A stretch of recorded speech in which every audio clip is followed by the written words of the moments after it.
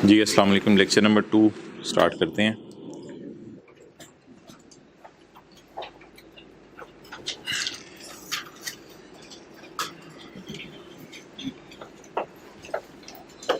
अच्छा, कल हमने इम्पेयरमेंट के बारे में क्या रूल पढ़ा था, कहाँ लिखा था वो, चलें ज़बानी बता दें।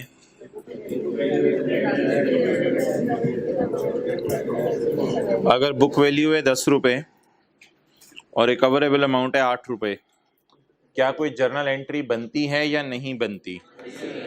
बनती है। बुक वैल्यू को रिकवरेबल अमाउंट पे लाना पड़ेगा। 2 रुपये की जर्नल एंट्री होगी, इम्पेयरमेंट लॉस डेबिट और अकमुलेटेड इम्पेयरमेंट लॉस क्रेडिट। और अगर बुक वैल्यू 10 रुपये है और रिकवरेबल अमाउंट 11 रुपये है, क्या इस 1 रुपये की कोई एंट्री बनती है? कोई एंट्री नहीं, क्योंकि प्रूडेंस कॉन्सेप्ट ये कहता है कि फोरसीन गेंस को रिकॉर्ड नहीं करना। तो 10 से 11 पे लेके जाने की फिर ज़रूरत नहीं है, लेकिन अगर 10 से 8 पे लाना है तो फिर आप लेके आएंगे। ओके, अच्छा जी। कल ये बात चल रही थी एसेट क्या है और इनटेंजिबल क्या है। ये नोट्स का पेज 20 है। अगर किसी ने लेट ऑनलाइन क्लासेस ज्वाइन की हैं तो वो बुक का पेज ये ढूंढ लें, एंड पे होगा चैप्टर के। अच्छा भाई, अब अगला सवाल हमारा ये है कि इनटेंजिबल क्या है। उसमें हमने बातें जो की थी वो 3 बातें हैं, तीसरी बात हमारी रह गई थी। इनटेंजिबल बिल्कुल आइडेंटिफाई हो जाता है, ऐसा कोई मसला नहीं कि इनटेंजिबल आइडेंटिफाई नहीं होता। ऑर्गेनाइजेशन बड़ा क्लियरली आइडेंटिफाई करती है, ये हमारा सॉफ्टवेयर है, ये हमारा लाइसेंस है। तो intangible can be identified, yes intangible can be identified, इसको आइडेंटिफाई किया जा सकता है। सेकंड लास्ट रो में थोड़ा सा एक ही दफ़ा जगह बना दें, बार बार डिस्टर्ब होंगे। लास्ट रो में भी बना दें जगह, इधर भी आ जाओ, सेकंड रो में आ जाओ। अच्छा, इनटेंजिबल की पहली खासियत बताएं जी। ये शनाख्त हो सकता है। अच्छा, क्या सॉफ्टवेयर को बेचने के लिए पूरा कॉलेज बेचना पड़ेगा या सॉफ्टवेयर कॉलेज से अलग करके बेचा जा सकता है? अलग करके बेचा जा सकता है। और कई चीज़ें ऐसी होती हैं जो हम बेच नहीं सकते, जैसे लाइसेंस वगैरह। तो ऐसी सूरत के अंदर क्या सिनेरियो बनेगा, ये जो लाइसेंसेज हैं ये तो बाय डिफॉल्ट ही इंटेंजिबल है, क्योंकि लाइसेंस अगर आपकी जेब में असलहे का पड़ा हुआ है तो इट इज़ आइडेंटिफिएबल, इसकी शनाख्त हो सकती है और आप लोगों को बता सकते हैं मेरे पास ये चीज़ पड़ी हुई है। ओके, इनटेंजिबल की पहली खासियत, एक ही दफ़ा इधर हो जाए ना, लास्ट से बैठना शुरू किया करें, पिछली रो में फिर एंड तक सारे डिस्टर्ब होंगे। अच्छा, आइडेंटिफिएबल होना चाहिए। दूसरी शर्त बताएं क्या होनी चाहिए? और आगे विदाउट फिजिकल सब्सटेंस, इसकी फिजिकल एग्जिस्टेंस नहीं होती। और अगली बात जो मैंने आपको मेन बताई थी वो आपने याद रखनी है, वो जो फिशिंग लाइसेंस है उसका जो पीस ऑफ पेपर आपके हाथ में है, अगर ये पीस ऑफ पेपर है ये आपके हाथ के अंदर है फिशिंग लाइसेंस का, तो इसकी तो फिजिकल हैसियत है, लेकिन क्या इसको इंटेंजिबल कहा जाएगा या इसके पीछे छुपी हुई इजाजत को, इसके पीछे छुपी हुई इजाजत को इंटेंजिबल कहा जाएगा। इस वजह से ये नहीं कहना कि मुझे फिशिंग लाइसेंस मिल गया या मुझे सॉफ्टवेयर लाइसेंस मिल गया तो सॉफ्टवेयर लाइसेंस की जो सीडी है उस सीडी की फिजिकल एग्जिस्टेंस है, इस वजह से ये तो टेंजिबल है। बिल्कुल ऐसा नहीं है मोबाइल वाले भाई। ऐसी सूरत में क्या कहा जाएगा कि इसकी फिजिकल एग्जिस्टेंस सीडी असल में नहीं है, बल्कि सीडी के पीछे छुपा हुआ सॉफ्टवेयर जो है उसकी फिजिकल एग्जिस्टेंस नहीं है। That's why software and license will be called as बोलें intangible। अच्छा, अगली बात, एक ही दफा भाई एंड पे हो जो, एंड तक डिस्टर्ब हो गया आप भी तो। बाकी अगली बात है मोहतरम, नॉन मॉनेटरी एसेट। ये इसने वैसे ही लिखा है, कोई इतनी इंपॉर्टेंट बात नहीं है।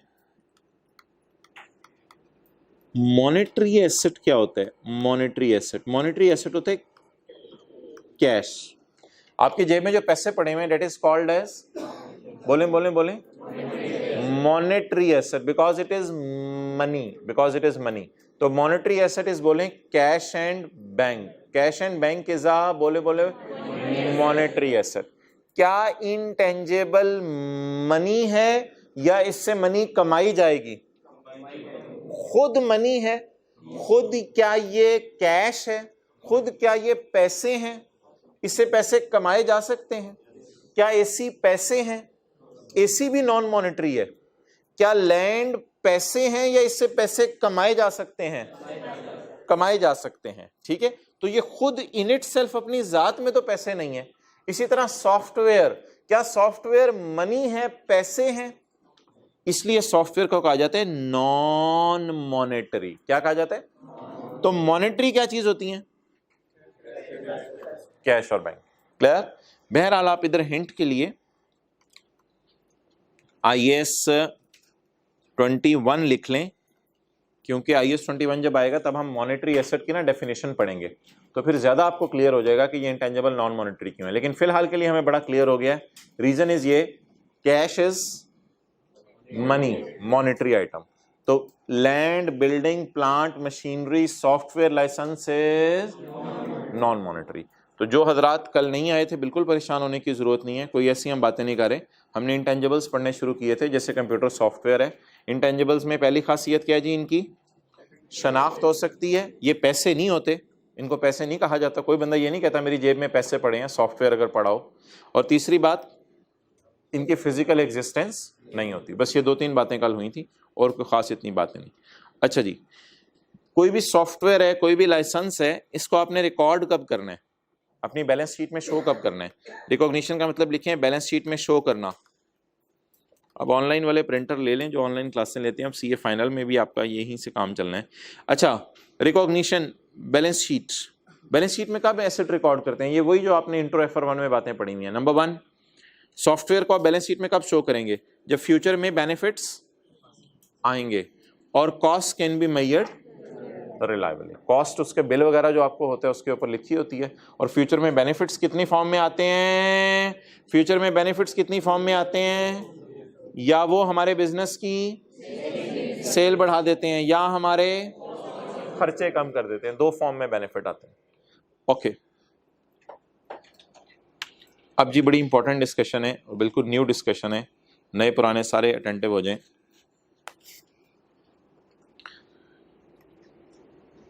हमारी ऑर्गेनाइजेशन के अंदर एक होता है हेड ऑफिस। आप मिसाल के तौर पे जहन में ले आए नेस्ले वाले। एक होता है हेड ऑफिस, एक होती है फैक्ट्री,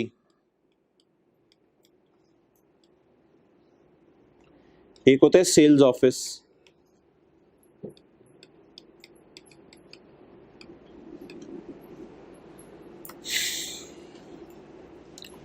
और एक होता है R&D डिपार्टमेंट। एक होता है R&D डिपार्टमेंट। जी, कल वाले नोट्स का सेट किसके पास नहीं है? हाथ खड़ा रखें।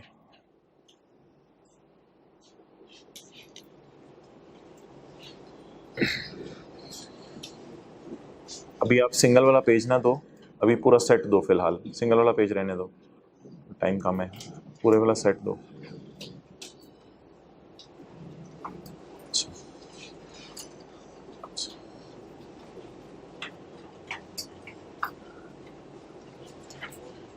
अच्छा चलें, आ जाते हैं, ठीक है।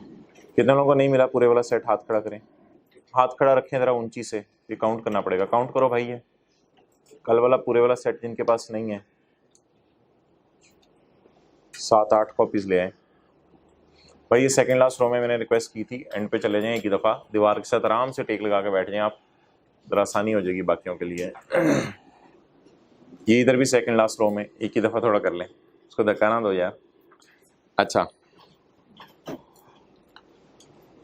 मोहतरम, एक हेड ऑफिस है, एक फैक्ट्री है, एक सेल्स ऑफिस है और एक चौथा क्या बोले? R&D department. हेड ऑफिस में अकाउंटेंट कहाँ बैठा होगा? जो अकाउंटिंग कर रहा होगा हेड ऑफिस में अकाउंटेंट बैठा होगा, ठीक है। और अकाउंटेंट हेड ऑफिस में, ऑडिटर कोई आते होंगे बाहर से ऑडिट करने के लिए, वो भी कहाँ बैठते होंगे? हेड ऑफिस में। फैक्ट्री में क्या होती होंगी? नेस्ले वाले क्या बनाते होंगे फैक्ट्री में? अच्छा, पानी और जूसेस, ठीक है। सेल्स ऑफिस में क्या होगा? चीज़ें बिकती होंगी। इनका नेस्ले वालों को तो शायद सेल्स ऑफिस आपको नहीं मिलेगा, लेकिन होंडा वालों का शायद आपको सेल्स ऑफिस मिल जाए, या किसी हायर कंपनी का, या फिर हश पपीज़ वालों का आपको सेल्स ऑफिस भी मिल जाए, जहाँ पे दुकानें हैं, जहाँ पे जूते बिकते हैं, तो इनके सेल्स ऑफिस भी होते हैं। और R&D डेप्रिसिएशन नहीं समझना इसको, R&D के डिपार्टमेंट के अगर आप अंदर जाएं सैर करने के लिए, तो यहाँ पे चंद सफेद कोट वाले लोग मिलेंगे। ये क्या कर रहे होंगे? Research and development. ठीक है जी। अब ये जो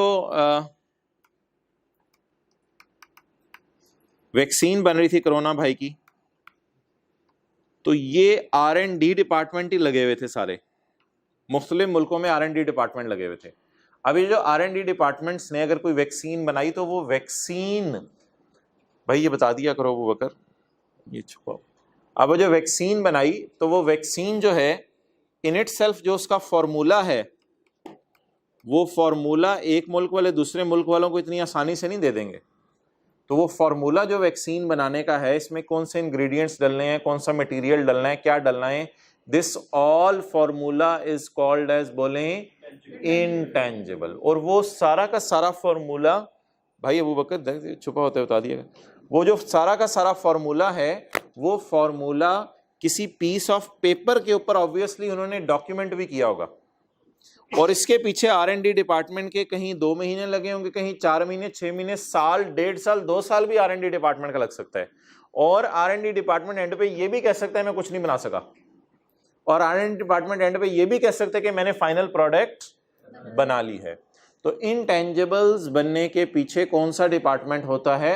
R&D डिपार्टमेंट। इससे पहले आप IS 16 पढ़ते थे। IS 16 में आपको क्लास में बताया जाता था मोहतरम AC बनाए। AC के बनने के पीछे तो आपको जहन में होता था एक फैक्ट्री होगी, वहां पे लेबर होगी जो काम कर रही होगी। लेकिन R&D डिपार्टमेंट के अंदर साइंसदान होंगे, उनकी तनख्वाहें होंगी, इंजीनियर्स होंगे, उनकी तनख्वाहें होंगी, और वो अपना माइंड का नॉलेज कन्वे करके R&D डिपार्टमेंट में रिसर्च करके कोई ना कोई चीज बनाएंगे।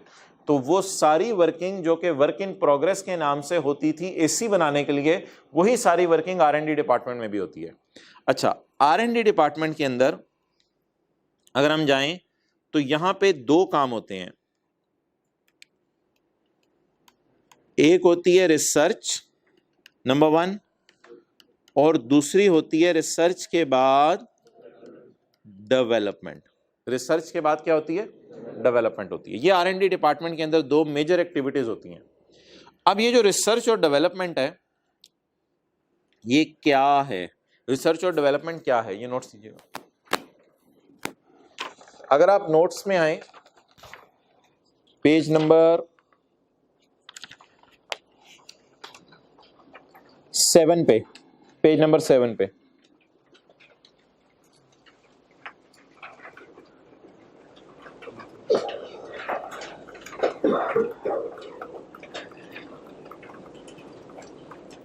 जो ऑनलाइन वाले हैं उन्होंने डाउनलोड करके अपने मोबाइल के ऊपर रख लिए होंगे, क्योंकि लैपटॉप के ऊपर ये लेक्चर ले रहे होंगे।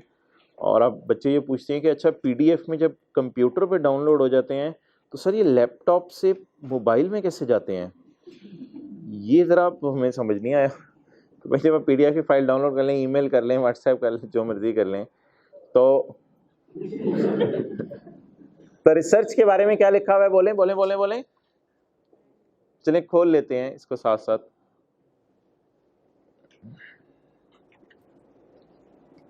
कौन सा पेज है? 7। ये चीज़ें याद नहीं करनी, वो ICAP से मैंने आपको जाकर कहा था स्टैंडर्ड्स लेने हैं, पता नहीं फिजिकली जाना पड़ेगा या ऑनलाइन रिक्वेस्ट करनी पड़ेगी, ये आप खुद ही देख लीजिएगा। अच्छा, ये page number 7, research phase definition. तो research is a planned investigation, बस इतना सा, कोई आपने ये चीज़ें याद नहीं करनी, कोई साइंसदान नहीं हम बन रहे। और डेवलपमेंट इज किधर है डेवलपमेंट? नीचे। डेवलपमेंट इज बोले एप्लीकेशन ऑफ, यानी जो रिसर्च होती है बाद में जब उसको अप्लाई किया जाता है, डेट इज कॉल्ड एज। और रिसर्च खुद क्या है बोले? ये थे इन्वेस्टिगेशन हो रही होती है, और बाद में जो उसको अप्लाई किया जाता है application, that is called as development. तो आपको क्या लग रहा है कि चीज कहां बनती हुई नजर आ रही होगी? इंटेंजिबल रिसर्च फेज में चीज की शक्ल नजर आ रही होगी बनती हुई, या डेवलपमेंट फेज में? डेवलपमेंट फेज में। तो डेवलपमेंट में क्या लिखा हुआ था? सिर्फ मोटा सा लफ्ज जो अपने लिए हमने याद रखने, एप्लीकेशन ऑफ, बोलें बोलें बोलें, रिसर्च फाइंडिंग्स, यानी रिसर्च के अंदर जिन चीजों को हमने मालूम किया है उनको अब क्या करना पड़ेगा? अप्लाई करना पड़ेगा। Application of research findings. ठीक है जी, अगर अपने रजिस्टर पे आपने नोट करना है, 1 आधे मिनट में नोट करें, फिर आगे चलते हैं। ये दोनों काम कहां होते हैं? R&D डिपार्टमेंट में, रिसर्च एंड डेवलपमेंट डिपार्टमेंट में रिसर्च भी होगी, डेवलपमेंट भी होगी।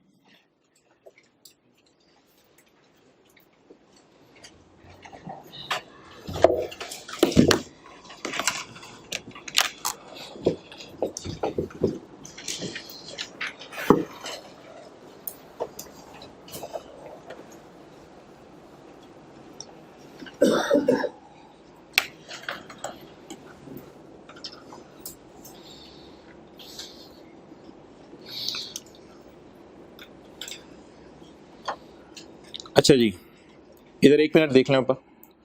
रिसर्च का जो खर्चा होगा ना, उसे हम हमेशा एक्सपेंस में डाला करेंगे। रिसर्च के खर्चे को कहां डालेंगे? एक्सपेंस में। डेवलपमेंट अगर बुरी वाली है तो उसको डालेंगे एक्सपेंस में, और अगर अच्छी वाली है तो उसको करेंगे कैपिटलाइज। किसकी कॉस्ट का पार्ट बनाएंगे? वो जो फॉर्मूला बन रहा है वैक्सीन का, फॉर्मूला बनाने की कॉस्ट हम बिल्कुल मालूम कर सकते हैं, क्योंकि हमें पता है कि साइंसदानों ने कितना अरसा इस पे काम किया। तो डेवलपमेंट के ऊपर अब हमारी डिस्कशन होगी, कौन सी अच्छी वाली होती है और कौन सी बुरी वाली होती है। रिसर्च को कहां डालना है बाय डिफॉल्ट? हमेशा एक्सपेंस में, क्योंकि रिसर्च हवा के तीर हैं एक तरह के। रिसर्च के बारे में अकाउंटेंट्स की राय है, इट शुड ऑलवेज बी बोले एक्सपेंस। डेवलपमेंट जब शुरू हो जाए चीज की तो या एक्सपेंस में डाला जाएगा, या अगर बुरी वाली डेवलपमेंट है तो, और अगर अच्छी वाली है तो कैपिटलाइज। अब अच्छी और बुरी के ऊपर डिस्कशन करते हैं, यहां तक नोट कर लें।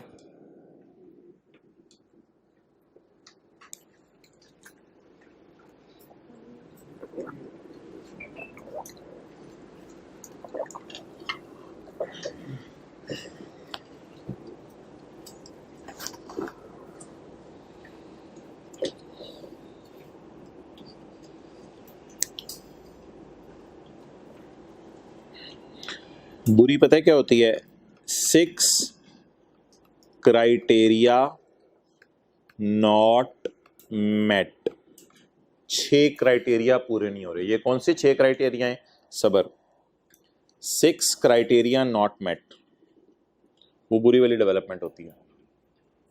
लिख लें, 6 क्राइटेरिया पूरे नहीं हो रहे, तो दैट इज बुरी वाली डेवलपमेंट।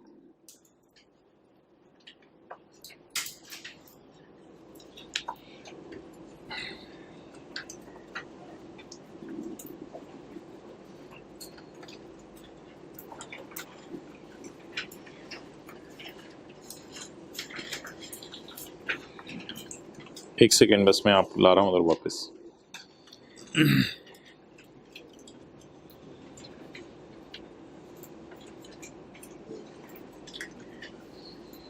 सिक्स क्राइटेरिया लिखे हुए हैं स्टैंडर्ड के पैरा 57 में। 6 क्राइटेरिया लिखे हुए हैं स्टैंडर्ड के पैरा 57 में। वो इंशाल्लाह पढ़ लेंगे 6 क्राइटेरिया, कोई इतना इंपॉर्टेंट नहीं है। बस ये बात पता होनी जरूरी है कि डेवलपमेंट एक अच्छी वाली है, एक बुरी वाली है। अच्छा जी, अब जी साइंसदानों ने रिसर्च खत्म कर ली और वैक्सीन का फॉर्मूला डेवलप करना शुरू कर दिया। लेकिन हमने उनसे जाके पूछा, यार ये डेवलपमेंट तुम कर तो रहे हो, लेकिन तुम्हारा क्या ख्याल है ये डेवलपमेंट कंप्लीट हो जाएगी? इतनी टेक्निकल नॉलेज तुम्हारे पास अवेलेबल है? उन्होंने कहा नहीं भाई, आपके कहने पे हमने डेवलपमेंट शुरू तो कर दी है, बड़ा प्रेशर आ रहा है दुनिया के लोगों की तरफ से, डेवलपमेंट हमने शुरू कर दी है, लेकिन हम अगर अपनी बात करें तो हमें इसका टेक्निकल नॉलेज इतना नहीं है कि पूरी भी हो सके चीज़ या नहीं। जब तक इसके तजर्बे नहीं कर लेंगे, बाकी चीज़ें नहीं हो जाएंगी, हम कुछ नहीं कह सकते, हमारे पास नॉलेज इतना अवेलेबल नहीं है। लेकिन शुरू कर दिया आपके कहने पे। आप बताएं ये डेवलपमेंट अच्छी वाली लग रही है, बुरी वाली लग रही है? यानी कि वो लोग जो काम कर रहे हैं वो खुद अभी तक क्या हैं?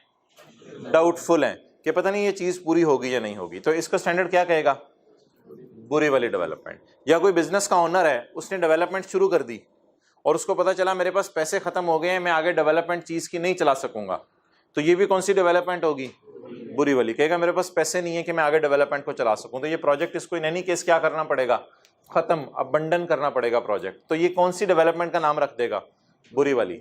और अगर पैसे भी हैं, टेक्निकल नॉलेज भी है और लोग भी इंतजार कर रहे हैं चीज़ के आने का और ऑर्गेनाइजेशन बड़ी सेटिस्फाइड है कि बड़ी अच्छी इसकी मार्केट बन जाएगी चीज़ की, तो ये कौन सी डेवलपमेंट है?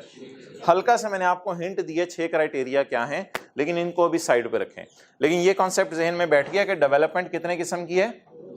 अगर साइंसदानों से आप काम लें, मलिक रियाज है, अब कहते हैं मैं बहरिया टाउन का ओनर हूँ, मेरे पास तो बड़ा पैसा है, तो साइंसदानों को बिठा दिया कि भाई तुम करेला कोला बनाओ। अब वो करेला कोला के ऊपर पहले उन्होंने रिसर्च की, फिर बाद में उन्होंने डेवलपमेंट शुरू की, लेकिन डेवलपमेंट के दौरान वो कह रहे हैं यार हो सकता है पूरी बन जाए, हो सकता है सही ना बन सके, इन द एंड टेस्ट सही ना निकले। तो अब ये डेवलपमेंट वो खुद अपने मुंह से कह रहे हैं हम कौन सी वाली कर रहे हैं, बुरी वाली, तो उसको कहाँ डाल दें आप? एक्सपेंस में। लेकिन अगर वो भी बड़ा पॉजिटिव मैसेज दें और कस्टमर्स भी डिमांड कर रहे हो यार ये कब आएगी मार्केट में, सबसे पहले तो मैं खरीदूंगा, तो फिर ये कौन सी वाली डेवलपमेंट चल रही है? अच्छी वाली। ओके चलें जी। एक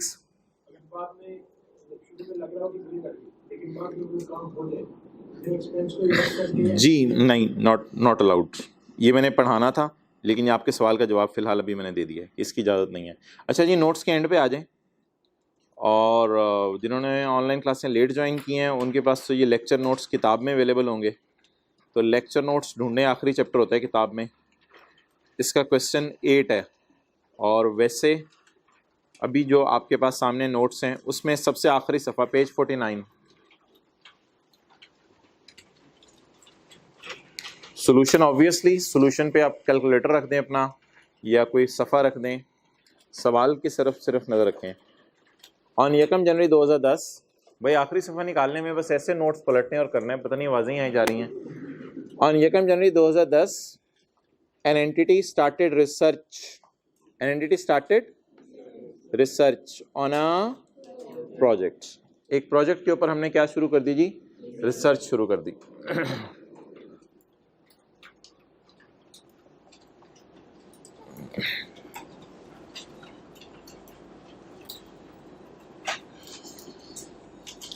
अच्छा, ऐसी कोई अपने लिए ना एक कलर्स चूज कर लेते हैं ताकि वो कलर्स हमें हेल्प आउट कर दें। कोई कलर्स याद करने जरूरी नहीं, शायद टाइम के साथ आपको खुद ही हो जाए। रिसर्च को किस में डालना है? एक्सपेंस में, तो इसको मैं येलो कलर दे देता हूँ रिसर्च को। ओके, रिसर्च को एक्सपेंस में डालना है, बुरी वाली डेवलपमेंट को भी कहाँ डालना है? एक्सपेंस में। तो इसको रेड सिग्नल दे देते हैं क्योंकि ये कौन सी वाली डेवलपमेंट है? बुरी वाली डेवलपमेंट है। और अच्छी वाली डेवलपमेंट को क्या करना है बोलें? कैपिटलाइज करना है। ये बुरी वाली डेवलपमेंट, इसको एक्सपेंस में डालना है। अच्छी वाली डेवलपमेंट को क्या करना है? कैपिटलाइज, तो इसको ग्रीन सिग्नल दे देते हैं। तो ये 3 फेजेस हुआ करेंगी हमारे प्रोजेक्ट की। पहली फेज हमारे प्रोजेक्ट की क्या होगी? रिसर्च। इसको कहाँ डालना है? जरूरी नहीं डेवलपमेंट बुरी वाली हो सकता है कि ऑर्गेनाइजेशन डायरेक्ट ही कौन सी डेवलपमेंट शुरू कर ले? अच्छी वाली। लेकिन कुछ लोग पहले डेवलपमेंट करते हैं लेकिन डाउटफुल होते हैं, तो वो डेवलपमेंट कौन सी वाली होगी? बुरी वाली। उसे किस में डालेंगे? एक्सपेंस में डालेंगे। और उसके बाद इन द एंड अच्छी वाली डेवलपमेंट, उसे क्या करेंगे? कैपिटलाइज करेंगे। ऐसे ही अजीब सी मिसाल दे रहा हूँ, जैसे आपने बिल्डिंग बनानी थी, ईंटें लाके रखी, चोरी हो गई, फिर ईंटें लाके ट्रक उतारा, अगले दिन चोरी हो गया, फिर तीसरे दिन ट्रक उतारा, चोरी हो गया। तीनों जो ट्रक था उसके खर्चे को एक्सपेंस में डालेंगे। फिर चौथे दिन से आप खुद खड़े हो गए, आपने कहा कौन आता है? अब आपकी ईंटें सारी वहीं मौजूद हैं, अब चोर दूर से ही देख के चला गया। इस सारी ईंटों के खर्चे को क्या करेंगे? कैपिटलाइज कर देंगे। तो बुरी वाली डेवलपमेंट को बोलें क्या किया जाता है? और ये मैंने गलत कॉन्सेप्ट नहीं दिया, ये IS 16 में यही कॉन्सेप्ट है। IS 16 में याद रखिएगा, कोई एबनॉर्मल लॉस हो जाए तो उसको बिल्डिंग की कॉस्ट का पार्ट, तो अगर आपने कोई ईंटें लाके रखी हैं वो चोरी हो गई तो उसे बिल्डिंग की कॉस्ट का पार्ट नहीं बनाएंगे, उसे कहाँ डालेंगे? इसी तरह अगर आप इंटेंजिबल या फार्मूला बना रहे हैं और उसमें बुरी वाली डेवलपमेंट चल रही है तो उसे कहाँ डालेंगे? और अच्छी वाली डेवलपमेंट चल रही है, कैपिटलाइज करेंगे। अच्छा जी, अब फेजेस देखते रहे प्रोजेक्ट की। ऑन 1 जनवरी 2010 एंटिटी स्टार्टेड क्या अभी? रिसर्च। अभी येलो वाली रिसर्च शुरू हुई है। Started research to build a formula. On 1 January 2011 यानी 11 का पहला दिन, 1 साल बाद development phase was, but 6 criteria for recording intangible were only met on 30/9/11। बता दें जी, साइंसदानों को किस दिन हमने काम पे लगा दिया? 1 जनवरी 10 को। वो कब तक रिसर्च करते रहे? 1 जनवरी 11 तक वो रिसर्च करते रहे। और 1 जनवरी 11 को उन्होंने क्या शुरू कर दी? डेवलपमेंट शुरू कर दी। जब उन्होंने डेवलपमेंट शुरू कर दी, डेवलपमेंट में क्या पूरा हो रहा था? 6 क्राइटेरिया पूरा नहीं हो रहा था। कब तक? इसका मतलब है 30 सितंबर के बाद वो क्राइटेरिया पूरा। Development was complete on 31/10/2012। अगले साल डेवलपमेंट मुकम्मल हो गई। अच्छा जी, अब आप मुझे ये बताएं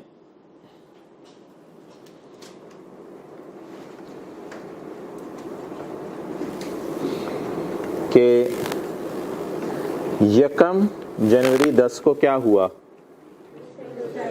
रिसर्च स्टार्ट हुई। 1 जनवरी 11 को डेवलपमेंट स्टार्ट हुई। 30/9/11 को, ठीक है, डेवलपमेंट का रिकॉर्डिंग क्राइटेरिया मेट हो गया, या इंटेंजिबल का रिकॉर्डिंग क्राइटेरिया मेट हो गया। रिकॉर्डिंग क्राइटेरिया बोले मेट। रिकॉर्डिंग क्राइटेरिया पूरे। रिकॉर्डिंग क्राइटेरिया क्या मतलब है? इसको इंटेंजिबल रिकॉर्ड किया जा सकता है।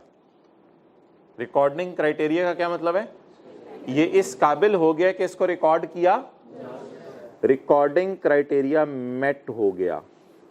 और आगे बोलें 31/10/12। 31/10/12 को क्या हुआ? डेवलपमेंट कंप्लीट हो गई। ओके, अब आप हजरात मुझे बता दें कि जो मेरी एक ये वाली फेज है, एक ये वाली फेज है और एक ये वाली फेज है। 12 महीने क्या चलती रही? रिसर्च। 9 महीने क्या चलती रही? बुरी वाली डेवलपमेंट। और 13 महीने 30 सितंबर 11, 30 सितंबर 12 और 1 महीना और डाले, 13 महीने क्या चलती रही? अच्छी वाली डेवलपमेंट। किस दिन साइंसदानों को R&D डिपार्टमेंट से हमने माजरत कर ली, भाई जाएं आपका काम खत्म हो गया है। 31/10/2012 को हमारा काम मुकम्मल हो गया। हमने साइंसदानों से कहा भाई आप जाएं, बस आपसे जितना काम चाहिए था वो मुकम्मल हो गया है। अच्छा 31/10/12 को क्या हुआ होगा? 31/10/12 को R&D डिपार्टमेंट ने जो फॉर्मूला हमें बना के दिया होगा, वो फॉर्मूला हमने फैक्ट्री मैनेजर को हैंड ओवर कर दिया होगा। अब वो वैक्सीन बनाना शुरू कर देगा। हमने 31/10/12 को जब डेवलपमेंट मुकम्मल हुई होगी तो R&D डिपार्टमेंट में अगर हमने और कोई रिसर्च नहीं करनी तो R&D डिपार्टमेंट को ताला लगा दिया होगा। और R&D डिपार्टमेंट को ताला लगा के फैक्ट्री मैनेजर को हमने एक पीस ऑफ पेपर दे दिया होगा कि भाई इस क्वांटिटी में तुमने ये चीज़ डालनी है, इस क्वांटिटी में तुमने ये चीज़ डालनी है। ये सारे तजुर्बे हम कर चुके हैं, बस आपने इसके मुताबिक अब दवाइयाँ बनानी शुरू कर देनी है। तो कौन अपना काम किसको हैंड ओवर करके चला जाएगा? R&D डिपार्टमेंट वाले फैक्ट्री वालों को अपना काम हैंड ओवर करके चले जाएंगे। किस दिन? जिस दिन क्या मुकम्मल हो जाएगी, इस दिन से क्या इस्तेमाल होना शुरू हो जाएगा? फॉर्मूला इस्तेमाल होना शुरू हो जाएगा। क्लियर? अब यह अगली फेज है, वो आपने बड़ी गौर से सुननी है। वो कौन सी फेज है वो अब आप मुझे बताएं। अब जो इंटेंजिबल फॉर्मूला से वैक्सीन्स बननी शुरू हो जाएंगी तो अब सवाल यह आएगा कि इस फॉर्मूले की लाइफ क्या है?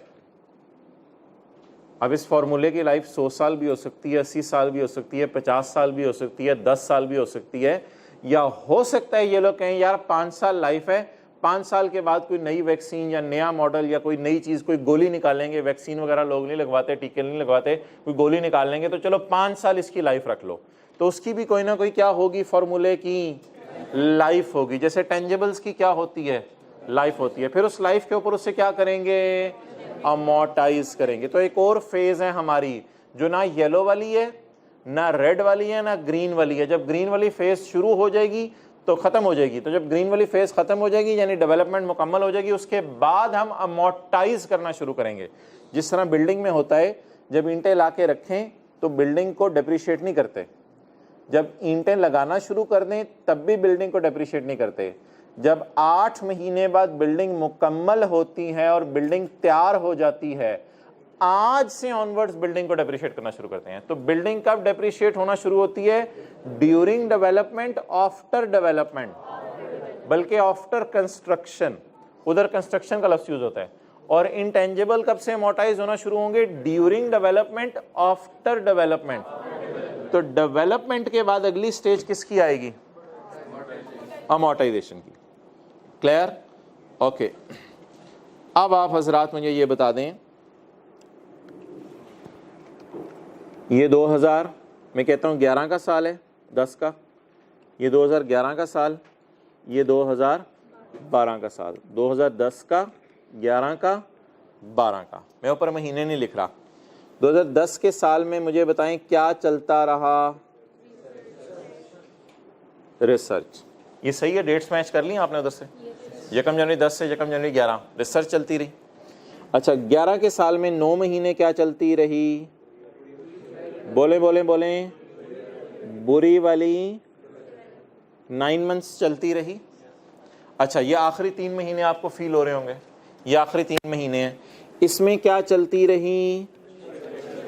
बल्कि इधर भी 3 महीने और 12 में 31, 10, 12 तक। आखिर में ये कितने महीने बचे? 2 महीने बचे। यहां से ऑनवर्ड्स में स्काई ब्लू यूज करने लगा हूं। यहां से ऑनवर्ड्स हम अमोर्टाइज करना शुरू कर देंगे। इसकी लाइफ अब पता नहीं कितनी है, मैं सवाल में देख लेता हूं।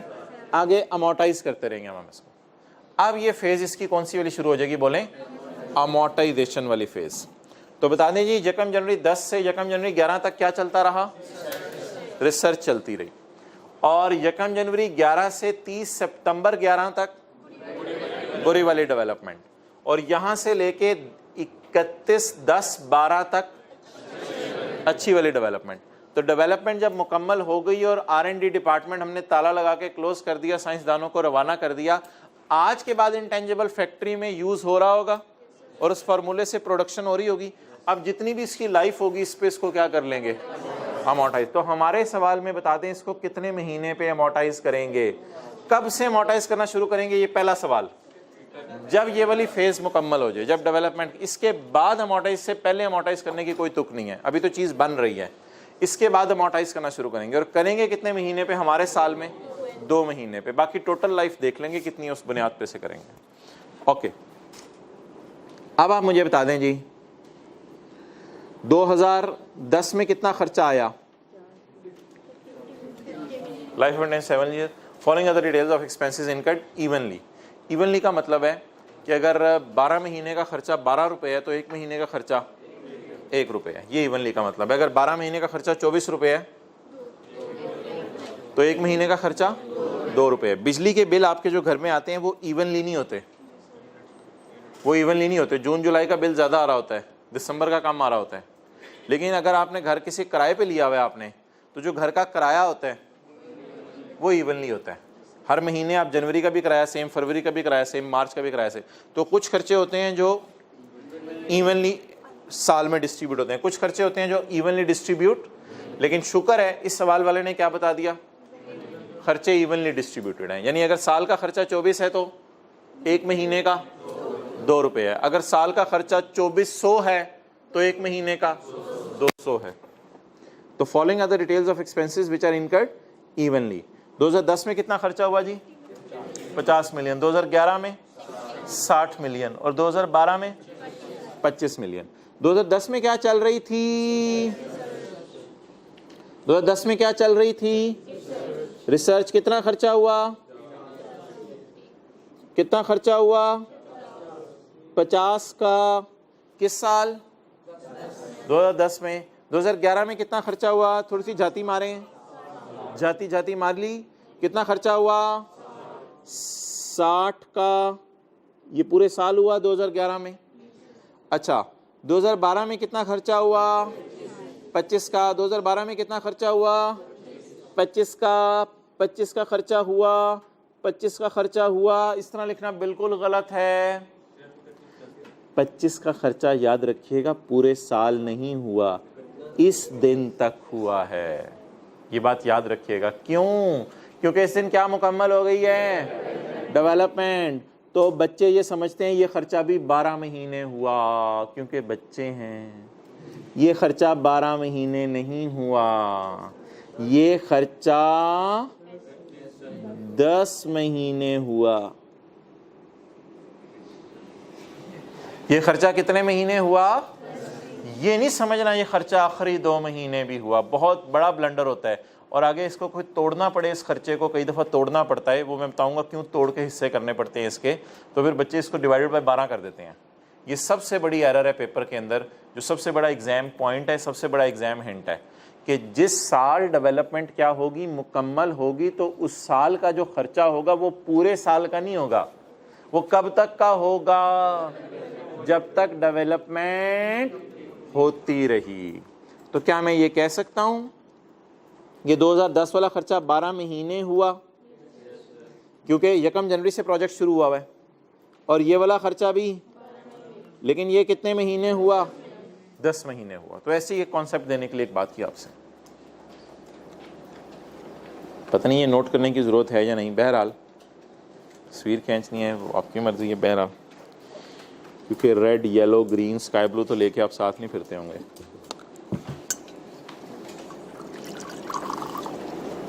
हाँ हाँ बांटे।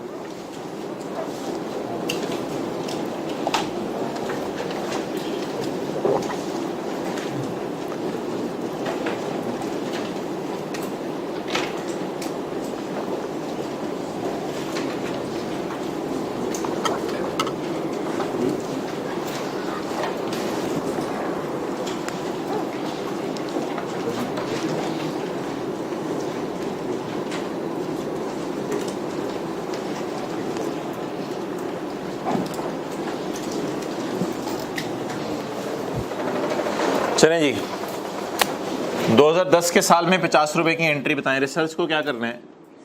रिसर्च अच्छी बुरी नहीं होती, रिसर्च हमेशा एक्सपेंस में जानी है। तो 2010 के साल में एंट्री बताएं।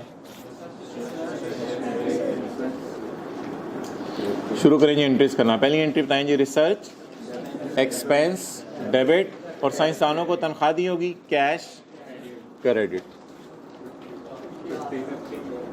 50।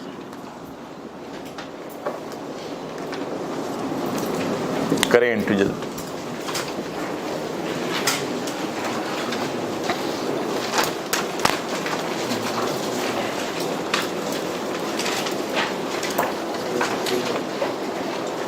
ओके इधर ले आओ। 2011 में 30 सितंबर तक क्या चलती रही? 30 सितंबर तक चलती रही बुरी वाली डेवलपमेंट, और अक्टूबर, नवंबर, दिसंबर अच्छी वाली डेवलपमेंट। तो आप बता दें 60 के तोड़ के कितने हिस्से करने पड़ेंगे? 2। 9/12 बुरी वाली डेवलपमेंट और 3/12 अच्छी वाली डेवलपमेंट। यानी इस वक्त साइंसदान काम कर रहे थे, लेकिन उन्हें डाउट था अपने काम के ऊपर, ठीक है। और इस वक्त क्लियर हो गया हुआ था। जैसे कुछ AFC वाले बच्चे तजर्बा करने आते हैं CA कैसा है, तो पास हो जाते हैं चलो चिक्के ये तो ज़बरदस्त है यार। अच्छा जी, तो आसान है, बहुत आसान है CA। अच्छा जी, तो ये 60 ज़रब 9/12 और 60 ज़रब 3/12। अच्छा जी, एंट्री बताएं आप क्या बनेगी 2011 में? Development expense debit. डेवलपमेंट, बस एक्सपेंस डेबिट करना है। रिसर्च या डेवलपमेंट एहतियातन हमने नाम यूज़ किया, आप नहीं भी नाम यूज़ करेंगे कोई मसला नहीं, आप खाली एक्सपेंस का लफ्ज़ भी लिख देंगे तो चलेगा पेपर में जी। डेवलपमेंट एक्सपेंस में कितना डालना है? टोटल खर्चा कितना है साल का? इसको डिवाइड करें किससे? 12 से, और मल्टीप्लाई 9 से। कितना आ गया? 45। अच्छा जी, इसको इंटेंजिबल लिख लें, कोई नहीं, इंटेंजिबल लिख लें। वर्क इन प्रोग्रेस साथ लिखना है, वर्क इन प्रोग्रेस लिख लें, लेकिन फिलहाल मैं इंटेंजिबल लिख रहा हूँ ज़रा आसानी के लिए। इंटेंजिबल बन रहा है, अब ये एसेट है हमारा, इसे कैपिटलाइज करना शुरू कर देंगे। वर्क इन प्रोग्रेस समझ लें, ज़्यादा अच्छा लफ्ज़ है वर्क इन प्रोग्रेस। अच्छा 60 डिवाइडेड बाय मल्टीप्लाइड बाय 3 कितना हो गया जी? 15। और कैश कितना गया? टोटल 60। ये 2011 के एंड पे खड़े होके हमने जर्नल एंट्री की।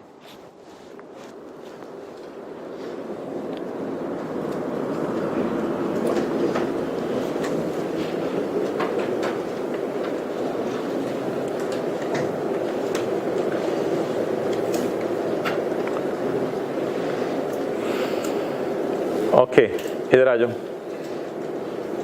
अच्छा अभी ये जो 25 है इसमें कोई आपने 2010 का साल है, 2011 का साल है, ये 2012 का साल है।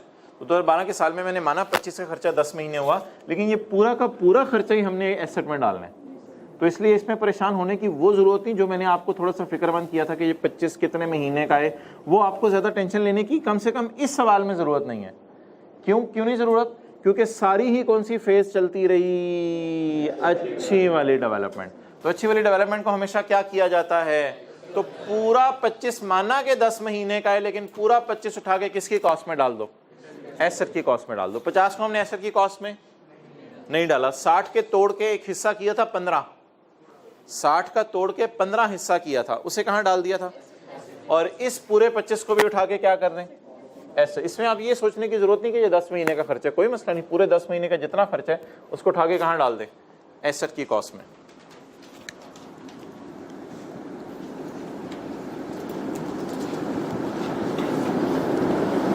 जी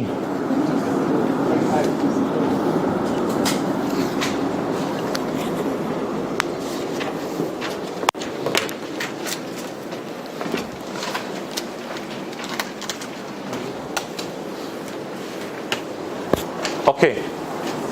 अब आप मुझे बता दें क्या 2012 में 31/10/12 को हमारी डेवलपमेंट मुकम्मल हो गई है? पढ़ भी लें सवाल से।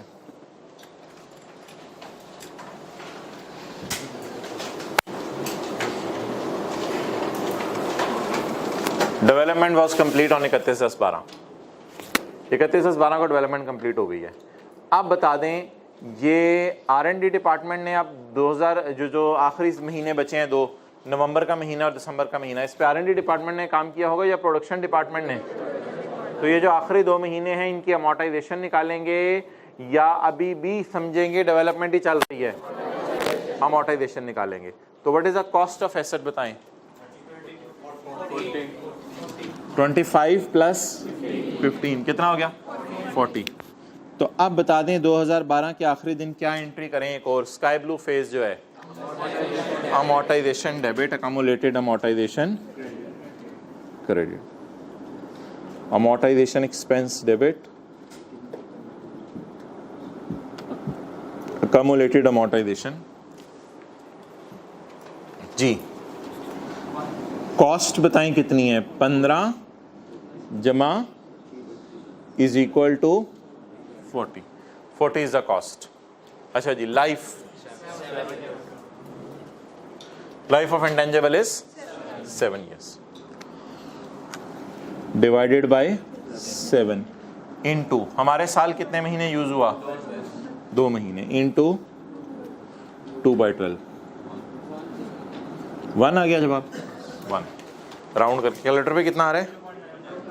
0.9, इसको राउंड करके 1 कर दिया।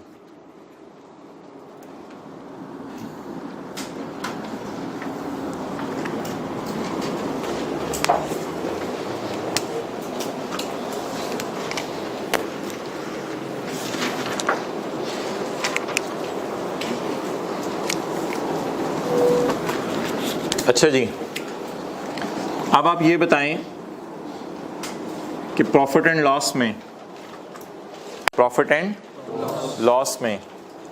2010, 11 और 12 उधर मत देखें, ज़बानी सोचें। 2010 में रिसर्च एक्सपेंस जाएगा, 11-12 में जाएगा, सिर्फ किस साल जाएगा? 10 में। डेवलपमेंट शायद आपको ज़बानी याद हो 2010 में नहीं चली थी, 2011 में बुरी वाली चली थी और 12 में नहीं चली थी। 2010 में और 12 में डेवलपमेंट नहीं जाएगी। आप बता दें 2010 में रिसर्च एक्सपेंस कितना जाएगा? 50। अब 2010 की एंट्रीज आपने देख ली, अब 11 की एंट्रीज देखें कितना फॉर द ईयर है? 45। अच्छा, अमोर्टाइजेशन 10 में क्यों नहीं होगी? अभी रिसर्च चल रही है। 11 में क्यों नहीं होगी? डेवलपमेंट चल रही है। 12 में क्यों नहीं होगी? डेवलपमेंट चल रही है, लेकिन आखिरी 2 महीने तो डेवलपमेंट रुक गई थी और हमारा इंटेंजिबल इस्तेमाल होना शुरू हो गया, इसलिए इस 12 में इसको क्या करेंगे? अमोर्टाइज करेंगे। क्लियर? चलें नोट कर लें।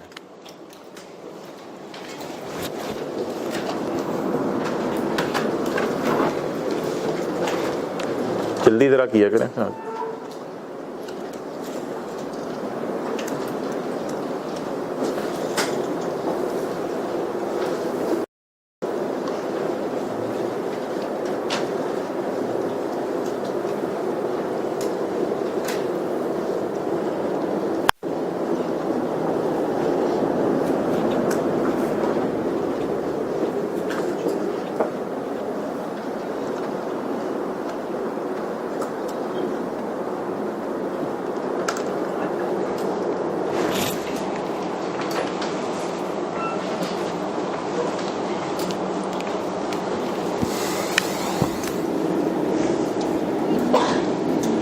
Balance sheet.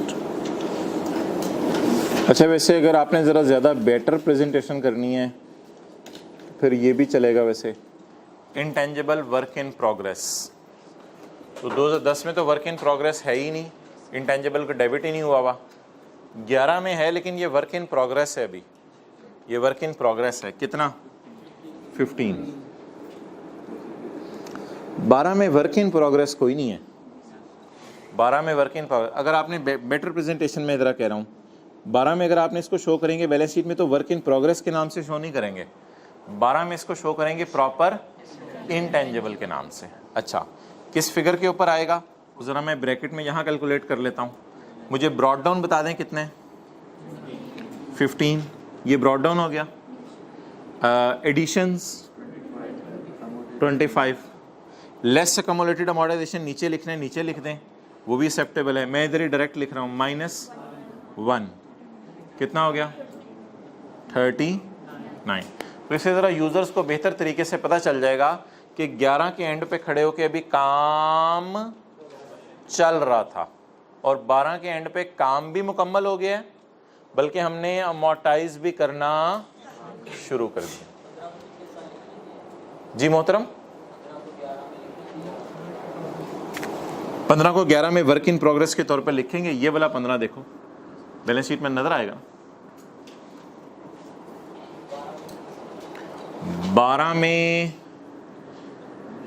ये कैरी डाउन होगा, ये अगले साल का क्या बन जाएगा? Brought down. Brought down plus addition minus depreciation या अमोर्टाइजेशन 39। लेकिन मैंने इधर क्यों नहीं लिखा?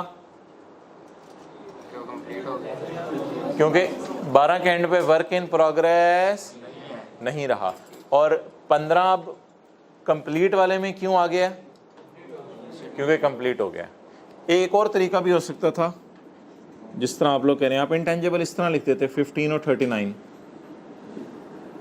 इसकी बजाय, लेकिन वो ज़रा ज़्यादा अच्छी प्रेजेंटेशन नहीं है। उससे बेटर प्रेजेंटेशन ये वाली है कि इधर वर्क इन प्रोग्रेस के नाम से शो कर दो और इधर कंप्लीट एसेट के नाम से शो कर, जैसे बिल्डिंग में होता था CWIP, capital work in progress.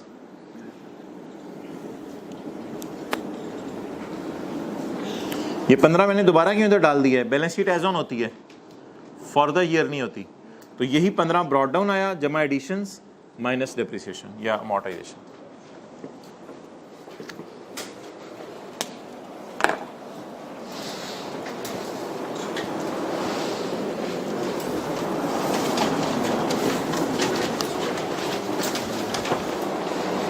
Okay,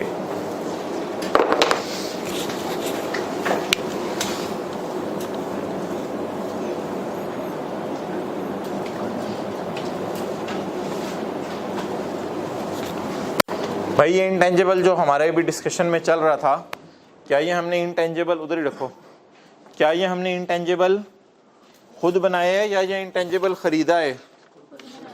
ये बता दें, क्या ये इंटेंजिबल हमने खुद बनाया है या हमने खरीदा है? खुद बनाया है। अच्छा,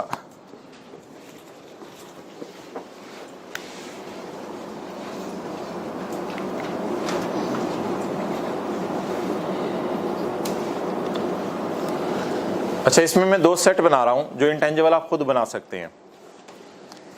एक अभी हमने क्या नाम रखा था इंटेंजिबल का? Formula, software and so on, कई इंटेंजिबल्स हो सकते हैं। अच्छा, अब कुछ इंटेंजिबल ऐसे हैं जिनको अगर हम खुद बनाएं तो उनमें ना रिसर्च फेज होगी, ना उनमें डेवलपमेंट फेज होगी, बल्कि उस इंटेंजिबल को स्टैंडर्ड कहते हैं इंटेंजिबल आप कह ही नहीं सकते। वो इंटेंजिबल्स अब मैं आपके सामने लिखने लगा हूं जो आपको शायद इंटेंजिबल लग रहे हैं, लेकिन स्टैंडर्ड की नज़र में बोले नॉट एन इंटेंजिबल। वो आपको लग रहा होगा रिसर्च डेवलपमेंट फेज से गुजर रहे हैं, स्टैंडर्ड कहता है ये मेरी नज़र में इंटेंजिबल ही नहीं है। Goodwill, brand name, method, publishing title, जंग अखबार जैसे जंग अखबार मेथड में मैंने बताना है, पब्लिशिंग टाइटल और कोई बता दूंगा, और कस्टमर लिस्ट ऐसे ही आपने अपने लिए रजिस्टर पे नोट करना है, आधा मिनट लगा के कर लें, लेकिन नहीं वो नहीं है, वन बाय वन डिस्कस करेंगे चीज़ों को, एक एक करके करते हैं। अच्छा, दुनिया में मेथड, MESTHEAD, दुनिया में अगर सॉफ्टवेयर्स ढूंढे जाएं, अगर इंटेंजिबल्स ढूंढे जाएं और एक सफ़े पे लिखे जाएं, पहले मेरी बात सुन लें, दुनिया में अगर इंटेंजिबल्स ढूंढे जाएं और एक सफ़े पे लिखे जाएं तो 100, 150, 200 की लिस्ट बन सकती है। 100, 150, 200 इंटेंजिबल्स दुनिया में आप ढूंढ सकते हैं। इंटेंजिबल्स अगर आप ढूंढने पे आए तो इंटेंजिबल्स की लिस्ट एक ना ख़त्म होने वाली लिस्ट है। ऐसे ही ICAP ने किताब में अपनी लिस्ट डाली हुई है, मैंने भी अपने नोट्स में पेज नंबर 14 पे ये लिस्ट डाली हुई है। Trademark, internet domain name, newspaper method, पता नहीं नॉन कंपटीशन एग्रीमेंट कोई मुल्कों में होते होंगे, customer list, play, operate, ballets, पता नहीं क्या क्या नाम इसने डाले हुए हैं।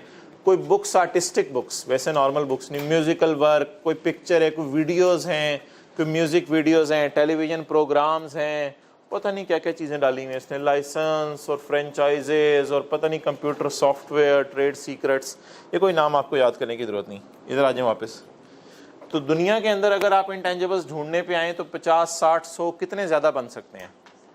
अगर दुनिया में 100 इंटेंजिबल हैं तो उन 100 में से सिर्फ 5 इंटेंजिबल अकाउंटेंट्स ने ढूंढे हैं, जिन 5 को अकाउंटेंट्स ने बड़ा कॉन्फिडेंस से इंटेंजिबल से बाहर निकाल दिए। ये देखने में इंटेंजिबल लगते हैं, लेकिन अकाउंटेंट्स इस नतीजे पे पहुंचे हैं कि ये इंटेंजिबल अगर आप खुद बना रहे हो तो हम इनको इंटेंजिबल। अब अगर कोई अपना ब्रांड बना रहा है, जैसे जे डॉट वाले अपना ब्रांड बना रहे हैं कि हमारा नाम बन जाए और बनते बनते बन भी चुका हुआ है। अब अगर वो अपना ब्रांड नेम एस्टेब्लिश कर रहे हैं और कह रहे हैं हम इसके लिए बड़ी रिसर्च कर रहे हैं, डेवलपमेंट कर रहे हैं, स्टैंडर्ड कहते हैं सारी बातें छोड़ो, कोई रिसर्च नहीं, कोई डेवलपमेंट नहीं, कोई अच्छी बुरी डेवलपमेंट नहीं, सारा एक्सपेंस में डालो, हमारी नज़र में इंटेंजिबल है ही नहीं। अच्छा, इसमें मैं कस्टमर लिस्ट से शुरू करता हूँ। अब राइज वाले कहते हैं कि जी हम CA फाइनल की क्लासें शुरू करेंगे, तो हमारे पास एक इंटेंजिबल है कस्टमर लिस्ट, लेकिन राइज वालों ने ये इंटेंजिबल इंटरनली बनाया हुआ है। ये इंटेंजिबल इंटरनली बनाया हुआ है। और कैसे बनाया हुआ है? अब आपको देखने में नजर आ रहा होगा इस इंटेंजिबल का फायदा है, क्योंकि अगर CA फाइनल की क्लासें राइज ने शुरू करनी है तो इसके पास उन्हीं स्टूडेंट्स के नंबर हैं, वही जो स्टूडेंट इनको कैफ में पढ़ाते रहे थे, वही जब CA फाइनल के अंदर पढ़ाएंगे तो स्टूडेंट भाग के आएंगे। तो राइज वाले बड़े अपने ऊपर कॉन्फिडेंस रखे हुए कि हमारे पास कस्टमर लिस्ट एक इंटेंजिबल मौजूद है, लेकिन स्टैंडर्ड कह रहा है क्योंकि तुमने ये इंटरनली जनरेट किया हुआ है इसलिए इसको तुम इंटेंजिबल। अब रीजन क्या है, हालांकि ये इंटेंजिबल भी नजर आ रहा है, रीजन बहुत बड़ी है, इसकी कॉस्ट राइज वाले नहीं मालूम कर सकते। ये कस्टमर लिस्ट राइज वालों ने कितने में बनाई?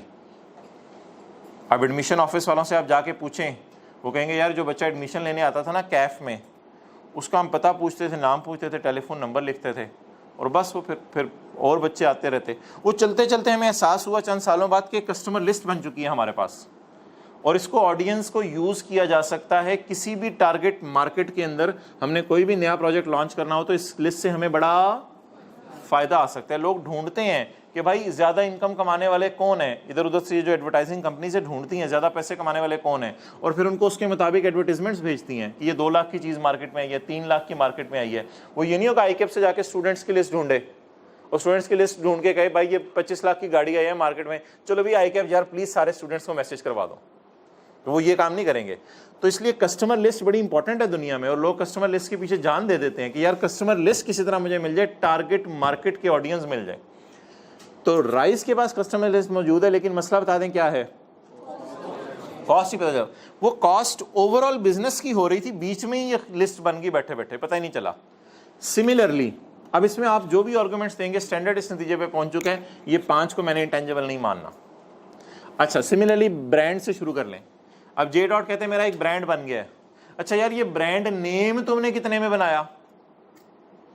कहते ये तो नहीं, बस ऐसे ही हम एडवर्टीजमेंट्स वगैरह करते होते थे, अच्छी चीज़ें प्रोवाइड करते थे, कपड़े अच्छे खरीद के बेचते थे, बस लोगों ने पसंद किए तो नाम बन गया। मैसेज होते उनका न्यूज़पेपर्स का, तो न्यूज़पेपर जंग अखबार, भाई इसमें जंग का जो तुम्हारा नाम बनाए, जंग अकाउंटेंट मैगजीन अगर तुम शुरू कर दो वो भी बड़ा चलेगा क्योंकि जंग का तुम्हारा नाम है, लेकिन ये तुमने नाम कितने में बनाया? वो कहेगा नाम तो हमने नहीं बनाया, बस अखबार अच्छी बेचते थे, लोगों ने तारीफ की, नाम बन गया हमारा। इसी तरह पब्लिशिंग टाइटल्स होते हैं। सीए में तो पहले किताबें चलती थी, अब आईकेप की अपनी है, कैपलान और पीबीपी, शायद आपने कोई नाम सुना हो। तो ये मुख्तलिफ ऑथर्स हैं, बाहर के मुल्कों की कुछ कंपनीज हैं, तो ये पब्लिश करती हैं बुक्स, तो इनके प्रॉपर क्या है, पब्लिशिंग टाइटल्स। तो अगर आप ये चीज़ें खुद बना रहे हैं तो ये आपके लिए बोलें इंटेंजिबल। क्यों नहीं इंटेंजिबल? क्योंकि इनकी कॉस्ट रिलायबली मैयर। अब आपके जहनों में जो मर्जी आर्ग्यूमेंट्स आ रहे हो, मेरे ख्याल से उनको आप साइड पे रख लें।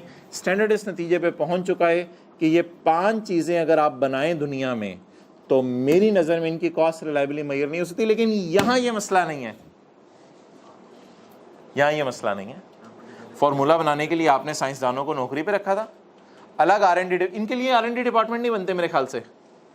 सोचे ब्रांड बनाने के लिए कोई R&D डिपार्टमेंट नहीं बना होता, कोई कस्टमर लिस्ट बनाने के लिए R&D डिपार्टमेंट नहीं बना होता, तो इनके बनाने के लिए ऑर्गेनाइजेशन भी R&D डिपार्टमेंट नहीं बनाती। तो यहाँ तो सैकड़ों इंटेंजिबल्स आ सकते हैं, ये तो ना खत्म होने वाली लिस्ट है। आप जितने मर्जी इंटेंजिबल खुद बनाएं, कोई आप डिज़ाइन बना लें, कोई जूते बनाने का स्पेसिफिक डिज़ाइन नया मार्केट में लॉन्च कर दें, वो इंटेंजिबल है, कोई मसला नहीं। आपने उस पर रिसर्च की होगी, डेवलपमेंट की होगी, ज़बरदस्त किस्म का किया होगा काम, तो आप बनाएं, जितने मर्जी इंटेंजिबल्स आप इधर डालें, लेकिन ये 5 इंटेंजिबल्स की डेफिनेशन से बोलें बाहर निकल के। चाहे आप इन पे डेवलपमेंट अच्छी वाली अपनी नज़र में कर रहे हो, लेकिन स्टैंडर्ड की नज़र में बोलें इंटेंजिबल नहीं।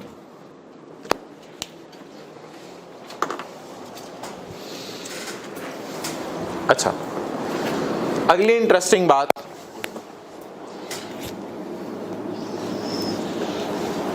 किधर स्टार डाला है मैंने?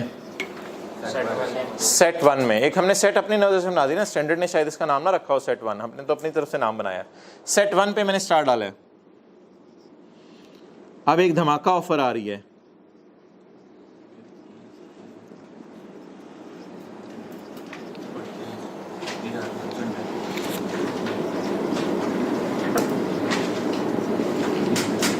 देन का लफ्ज खुद डाल लीजिएगा। If these are then they are. अब सोचें कैसे। अब मिसाल के तौर पे यार, ये दोनों, क्या नाम है आपका? मोहम्मद उकाशा अहमद। उकाशा एंड अहमद के नाम से कॉलेज नया बना, उकाशा एंड अहमद, और लेवल इनका चेक करें। ये जो सड़क पार है ना, पीयू से इन्होंने जो है ज़मीन ली, ये राइज है और ये उकाशा एंड अहमद है। इन्होंने सामने बिल्कुल टक्कर पे ना सामने लाके इन्होंने कॉलेज खोला अपना। अब ये राइज वालों के पास आया और उन्होंने कहा कि हमें कस्टमर लिस्ट चाहिए। काका ऑन नहीं काका, ये ऐसे नहीं। इन्होंने कहा चले जो भी 200-300 है रखें, आप एक प्रिंट निकाल दें, मुझे सफ़ों का खर्चा आएगा। प्रिंटर आपको नहीं ले देते हैं, 10,000 रखें आप, प्रिंटर ले ले देते हैं आपको, ये लिस्ट निकाल दें ज़रा हमें। तो राइज वालों ने कहा करोड़ की ले लो, 1 करोड़ की लिस्ट ले लो। ठीक है, अगर इनके लिए चाहिए तो ये खरीदेंगे अपनी तरफ से, 50 लाख की लें, 40 लाख की लें, जिस पे भी डील हो। अब इनके लिए ये इंटरनली जनरेट नहीं है, क्योंकि इन्होंने ये क्या किया है, परचेज की है। गुडविल परचेज कर लें। आप कई बच्चे सोच रहे होंगे ये गुडविल तो हमने सुना था बैलेंस शीट में नजर आती है, गुडविल तो एसेट होता है। हाँ, अगर आपने परचेज की भी है तो गुडविल क्या है। और वो पार्टनरशिप वाली गुडविल वो आती थी, वो उस पर स्टैंडर्ड ही नहीं लगते। पार्टनरशिप का कोई स्टैंडर्ड नहीं है, वो पता नहीं क्यों आ रही होती थी। वो इंट्रो वाली क्लास वाली बातें छोड़ें, अब आप स्टैंडर्ड्स की बातें करेंगे बड़ी लेवल की। तो इफ़ दीज आर बोले अगर गुडविल परचेज किया आपने, अगर किसी बिजनेस का ब्रांड परचेज ही कर लिया, किसी बिजनेस का ब्रांड नेम आपने परचेज कर लिया, तो फिर वो आपके लिए बोले क्या है, इंटेंजिबल। सबसे इंपॉर्टेंट बात। और लाइफ आप बताएं, मालूम करें, लाइफ के ऊपर अलग बहस है कि लाइफ कैसे निकालनी है, वो भी हम करेंगे। कुछ की लाइफ इनडेफिनेट होती है, वो भी डिस्कशन हमने करनी है।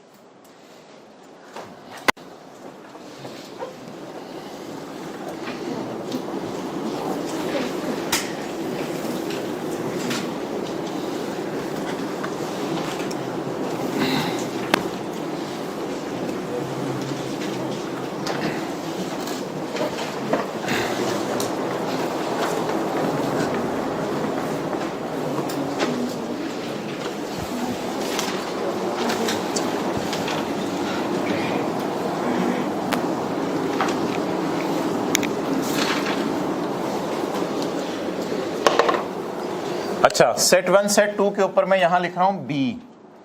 आप कह रहे होंगे फिर ए किधर है। नहीं, ए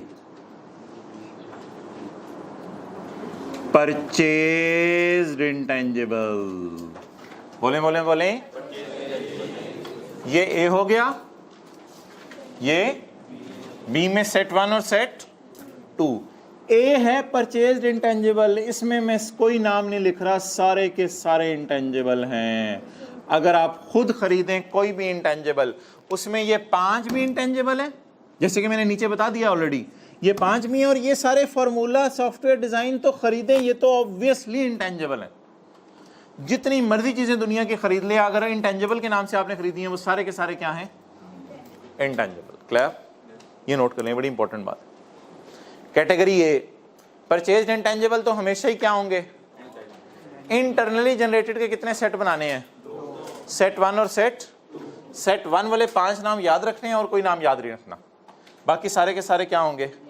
ये आपको स्टैंडर्ड में नहीं मिलेंगे, देखें इधर, इनके नाम स्टैंडर्ड में नहीं मिलेंगे, क्योंकि स्टैंडर्ड में सिर्फ किसके नाम मिलेंगे, जो इंटेंजिबल, बाकी सारे बाय डिफॉल्ट, इसलिए मैंने डैश लगा दिया। इधर भी आपको स्टैंडर्ड में नाम, क्योंकि परचेज इंटेंजिबल तो सिरे से ही इंटेंजिबल है, इसमें तो कोई बहस ही नहीं दूसरी। क्लियर। अब मैं सवाल पूछना शुरू करता हूं। राइज वालों ने सॉफ्टवेयर बनाया, फीस कैसे प्रोसेस होनी है, इंस्टॉलमेंट्स कैसे आनी है, उसका सॉफ्टवेयर बनाया। ए में आएगा, बी में, बी में आएगा। बनाया मैं बोल रहा हूं चाचू, बनाया कहाँ आएगा, बी में। किधर आएगा, इन 5 में नहीं है। बता दें क्या ये इंटेंजिबल है। अच्छा, ये तो फीस का सॉफ्टवेयर था। राइज वालों ने माइक्रोसॉफ्ट विंडोज खरीदी और माइक्रोसॉफ्ट ऑफिस खरीदा, वो तो एक कॉमन चीज थी, वो इन्होंने बाजार से जाके खरीद ली। माइक्रोसॉफ्ट ऑफिस इन्होंने बाजार से जाके खरीद लिया। एक्सेल है जिसके ऊपर माइक्रोसॉफ्ट वर्ड है, वो बाजार से खरीदा। बोलें ये क्या है, कौन सा इंटेंजिबल। राइज वालों ने हुकूमत से लाइसेंस खरीदा, ए कैटेगरी में आएगा। क्या बनेगा, परचेज्ड। और ये इंटेंजिबल है और हमेशा के लिए इंटेंजिबल है, इसमें कोई दूसरी राय नहीं है। अच्छा जी, अगली बात, राइज वालों ने अपना ब्रांड नेम बनाया, अपना ब्रांड नेम बनाया, ये इंटेंजिबल क्यों नहीं इंटेंजिबल? अच्छा, मलिक रियाज ने जे डॉट का ब्रांड खरीद लिया, इंटेंजिबल, खरीद लिया, ये एक्सेप्शन में भी कह सकते हैं, जो भी आपको समझ आए। If these are then these are intangibles. Clear? Okay.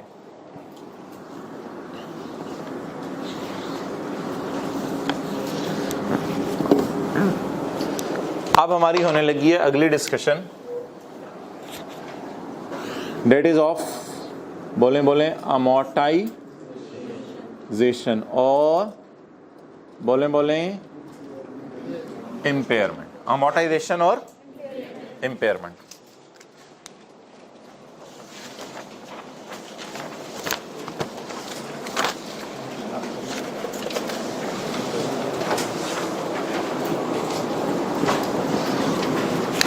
ये आपको नोट करने की जरूरत नहीं है, ये मैं आपको भी बुक में दिखा दूंगा।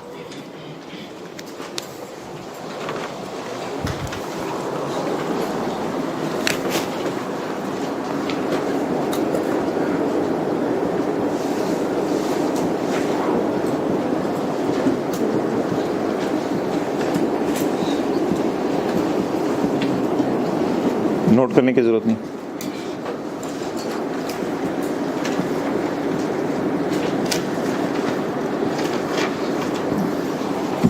जी, इन तीनों चीजों की आप मुझे लाइफ बताएं।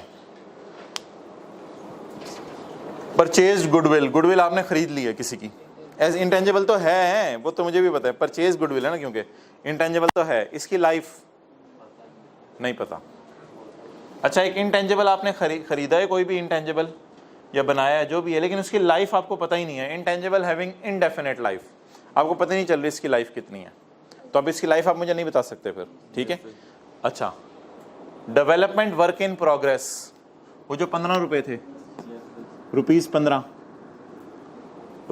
वो नहीं, वो जो 15 जमा 25 माइनस वो वाले नहीं कह रहा मैं, वो जो 15 वर्क इन प्रोग्रेस था, किस साल के एंड पे आ रहा था? 10 के एंड पे, 11 के, वो जो 2011 के एंड पे 15 रुपए वर्क इन प्रोग्रेस था, वो क्या था? डेवलपमेंट वर्क इन, उसकी तो लाइफ नहीं होती ना, क्योंकि जब तक वो बन ना जाए इंटेंजिबल, उसकी लाइफ। ये तीन चीजें ऐसी हैं।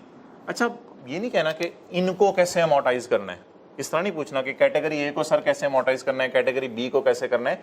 अमोर्टाइजेशन में इसके सोचने का एंगल थोड़ा सा डिफरेंट है, थोड़ा सा डिफरेंट है। अमोर्टाइजेशन के लिए क्या करना है, आपने कुछ और रूल सोचने हैं। आपने अमोर्टाइजेशन में देखना है क्या ये तीन चीजें तो नहीं है। अगर ये तीन चीजें पेपर में आ गई, पूरे स्टैंडर्ड ने सारे इंटेंजिबल्स को जब देखा गौर से, तो उनमें से सिर्फ 3 बाहर निकाले। इधर कितने बाहर निकाले थे? 5। तो इधर इन्होंने सिर्फ 3 इंटेंजिबल ऐसे बाहर निकाल लिए जिनकी लाइफ नहीं है। जिस तरह अकाउंटिंग की क्लास में बिल्डिंग, प्लांट एंड मशीनरी अलग होती थी, लैंड को बाहर निकाल देते थे हम कि उसकी लाइफ नहीं है। सिमिलरली इंटेंजिबल्स कितने बाहर निकाले गए? 3। गुडविल परचेज की, इसकी लाइफ, डेवलपमेंट तो वैसे ही चल रही है, पता नहीं जब पूरी होगी तब देखेंगे लाइफ कितनी है। और एक ऐसा इंटेंजिबल जिसके बारे में पेपर में लिख दे कि इसकी लाइफ हमें पता ही नहीं, तो वो भी क्या होगा? इन डेफिनेट लाइफ वाला। इन तीनों को क्या करें मोहतराम? बोले डू नॉट, क्योंकि लाइफ ही नहीं इनकी पता। अच्छा, लेकिन एक काम करना है, से गुजारें, इनकी बीवी अवेलेबल होगी। इंपेयर करने से पहले क्या मालूम होनी चाहिए? बीवी। ये जिंदगी का रूल है, रूल ऑफ थंब याद रखना है। तो इंपेयर करने से पहले आपको इनकी बीवी मालूम होनी चाहिए। बीवी तो इनकी होगी, परचेज किया है ना आपने गुडविल, इसकी बीवी होगी। डेवलपमेंट वर्क इन प्रोग्रेस से भी 15 रुपए इसकी बीवी आ रही थी। बीवी का मतलब है बुक्स में जितने पे आ रहा है, ठीक है, मैं इंग्लिश बोल रहा हूँ, बुक वैल्यू, तो बुक्स में जितने पे आ रहा है। इंटेंजिबल आपने खरीदा है जिसकी लाइफ आपको मालूम नहीं, तो खरीद के पैसे दिए हैं, इसकी भी क्या होगी? तो माशाल्लाह तीनों की क्या है? बीवी है। उसको आप किससे कंपेयर करेंगे? रिकवरेबल अमाउंट आप निकालें। अगर रिकवरेबल अमाउंट आपको गिवन है तो आप इंपेयरमेंट टेस्ट से जरूर गुजारेंगे, इंपेयरमेंट टेस्ट इसका परफॉर्म करेंगे, लेकिन एक शर्त है, हर साल बाइंडिंग है, हर साल इंपेयरमेंट टेस्ट से गुजारना जरूरी है। अदर्स, इसके अलावा कोई भी इंटेंजिबल है, जैसे भी हमारे सवाल में था जिसकी 7 साल उम्र थी, वो वर्क इन प्रोग्रेस नहीं रहा था, अगले साल तो वो क्या हो गया था, मुकम्मल हो गया था। 2010 में तो वो था ही नहीं, 11 में वो क्या था, और 12 में तो नॉर्मल इंटेंजिबल था। ठीक है, तो कोई भी इंटेंजिबल है, मिसाल के तौर पे चलें, अदर्स की मिसाल देता हूं। राइस वालों ने सॉफ्टवेयर खरीदा है माइक्रोसॉफ्ट ऑफिस 5 साल के लिए। आप बता दें क्या ये परचेज गुडविल है? क्या सॉफ्टवेयर की CD development work in progress है? क्या सॉफ्टवेयर की लाइफ ना मालूम है, या माइक्रोसॉफ्ट वालों ने कह दिया 5 साल बाद लाइसेंस एक्सपायर हो जाएगा? आप बता दें ये जो राइस वालों ने 5 साल के सॉफ्टवेयर खरीदा है, ये इस 3 में जाएगा या अदर्स में जाएगा? राइस वालों ने 10 साल के लिए सिक्योरिटी गार्ड्स के लिए असलहे का लाइसेंस खरीद लिया, बता दें इन 3 में जाएगा या अदर्स में जाएगा? अदर्स में जाएगा। क्यों? लाइसेंस परचेज गुडविल नहीं है, लाइसेंस कोई वर्क इन प्रोग्रेस नहीं है, लाइसेंस की लाइफ इंडेफिनेट नहीं है, लाइसेंस में लिखा हुआ है लाइफ इसकी डेफिनेट है। ये किधर चला जाएगा? अदर्स में। इसको क्या करेंगे बोलें? अमोर्टाइज करेंगे। इंपेयर हर साल करना जरूरी नहीं है, इंपेयरमेंट टेस्ट से गुजारें, इंपेयरमेंट टेस्ट से गुजारें। इफ बोलें if there is indication, if there is indication, अगर कोई हिंट मिल रहा है, कोई इंडिकेशन मिल रही है, जैसे कल बस थी तो कंपेटिटर आ गया था, अगर कोई इंडिकेशन ऐसी मिल रही है तो गुजार लें, वरना इंपेयरमेंट टेस्ट बड़ा मुश्किल होता है। अगले 2 साल 3 साल की फ्यूचर किसको पता है, फ्यूचर में कितनी सवारियों से कराया आएगा। इंपेयरमेंट टेस्ट बड़ा मुश्किल काम होता है, लेकिन सिर्फ कब परफॉर्म करना है? अगर कोई इंडिकेशन है, कोई कंपेटिटर आ गया मार्केट में, कोई आपस में ऑर्गेनाइजेशन के मसले आ गए। लेकिन इन 3 के लिए एक चीज़ बाइंडिंग है, इंपेयरमेंट टेस्ट से हर साल गुजारना है। ढूंढें जिसको किताब में।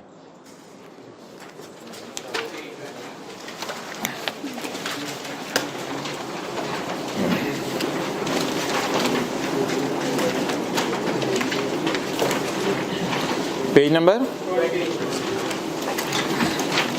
20।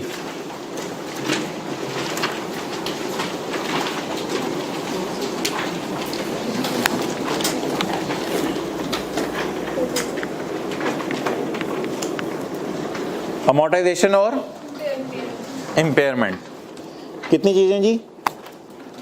3। कौन कौन सी? पेज 20 है। An asset which meets the development condition but yet not completed, वो डेवलपमेंट अच्छी वाली शुरू हो गई है लेकिन अभी तक मुकम्मल, जिसका हमने नाम क्या रखा था? Work. But yet not complete का मतलब क्या है? Work in. और intangibles having period of benefit, पता ही नहीं चल रहा कितना सा फायदा देगा ये हमें। इनके बारे में क्या कंक्लूजन है जी? कंपल्सरीली मस्ट है इंपेयरमेंट टेस्ट से गुजारना। No amortisation is charge. Clear? ये 3 हो गए। अब बाकी क्या हो गए जी? Other intangibles. इनको क्या करने जी? बस आगे नहीं बढ़ना, आगे परेशान होंगे आप आगे पढ़ के। इनको क्या करने जी? अमोर्टाइज। इंपेयरमेंट टेस्ट का परफॉर्म करना है, इतना से अंडरलाइन कर लें क्योंकि बाकी इंशाल्लाह कल समझेंगे हम। तो इनको अमोर्टाइज करना है और इनको इम्पेयर तब करना है जब कोई, और इधर कंपल्सरी है।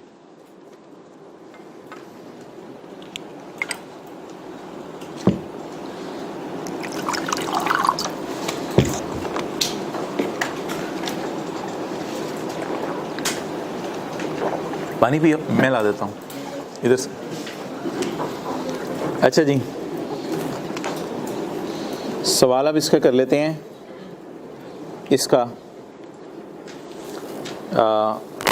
इसका सवाल कर लेते हैं। क्वेश्चन नंबर 3 है मेरे ख्याल से लेक्चर नोट्स पे, मैं भी निकालता हूँ। लेक्चर नोट्स में क्वेश्चन 8 था ना, उसके पास क्वेश्चन 3 है। वर्क इन प्रोग्रेस का ज़रा सवाल एक और कर लेते हैं।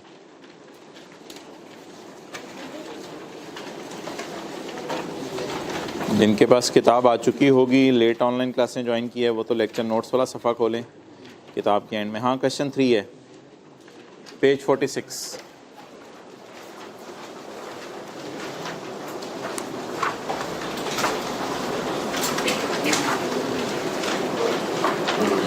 पढ़ें जी सवाल। ऑन यकम जनवरी 2001 एन एंटिटी स्टार्टेड, बोलें research and development. Details of cost incurred are as. अच्छा, रिसर्च एंड डेवलपमेंट अब अलग से नहीं बता रहा कब रिसर्च शुरू की कब डेवलपमेंट शुरू की, बस सीधे ही लिख दिया क्या, it started research and development. 2001 में कितना खर्चा आया, 120। 2002 में ऑन यकम सितंबर 2001, ऑन यकम सितंबर 2001 कितने महीने बाद, 8 महीने बाद। Recording criteria for capitalisation of intangible development was met. क्या मतलब लेंगे इस लाइन का, recording criteria of intangible was met, यानी 6 क्राइटेरिया, कोई जो हम पढ़ेंगे 6 क्राइटेरिया इंशाल्लाह कल पढ़ लेंगे, वो जो कोई क्राइटेरिया वगैरह होते हैं वो क्या हो गए। इस लाइन का एक और मतलब ये है कि यकम सितंबर से पहले ये क्राइटेरिया मीट नहीं हो रहा था। इस बात का ये इम्प्लाइड मतलब है। इस बात का क्या मतलब है, ऑन यकम सितंबर recording criteria was met, it means before यकम सितंबर recording criteria was not met. अच्छा जी, नीचे छोड़ें क्या है रिकवरेबल अमाउंट, उसको छोड़ें। हम सवाल कैसे स्टार्ट करते हैं, उसकी की डेट्स हम लिख लेते हैं। यकम जनवरी 2001, क्या लिखा हुआ है सवाल में जी, यकम जनवरी 2001 के साथ बोलें बोलें बोलें, R&D स्टार्टेड। अलग से वैसे बताया नहीं उसने रिसर्च कब शुरू हुई, डेवलपमेंट कब शुरू हुई। अच्छा, उसके बाद अगली डेट लिखवाएं जी, रिकॉर्डिंग क्राइटेरिया मेट। अच्छा, prepare general entries for 2001 and assuming the project is yet not complete, assuming the project is yet not complete, इसका मतलब है 31/12/2002 तक भी ये काम मुकम्मल नहीं हुआ। कोई लंबी हैवी वैक्सीन ही है जो बन रही है, 2 साल से बन रही है, अभी तक काम मुकम्मल नहीं हुआ। तो अगर मैं आपसे पूछूं कि डेवलपमेंट कंप्लीट की डेट, तो आप कहेंगे 31/12/2002 को भी येट नॉट, अभी तक डेवलपमेंट मुकम्मल। तो ये मत सोचिएगा कि R&D डिपार्टमेंट बंद हो और साइंसदान घरों में चले गए, बिल्कुल नहीं हुआ। जहन में भी ना लाइएगा अमोर्टाइजेशन का।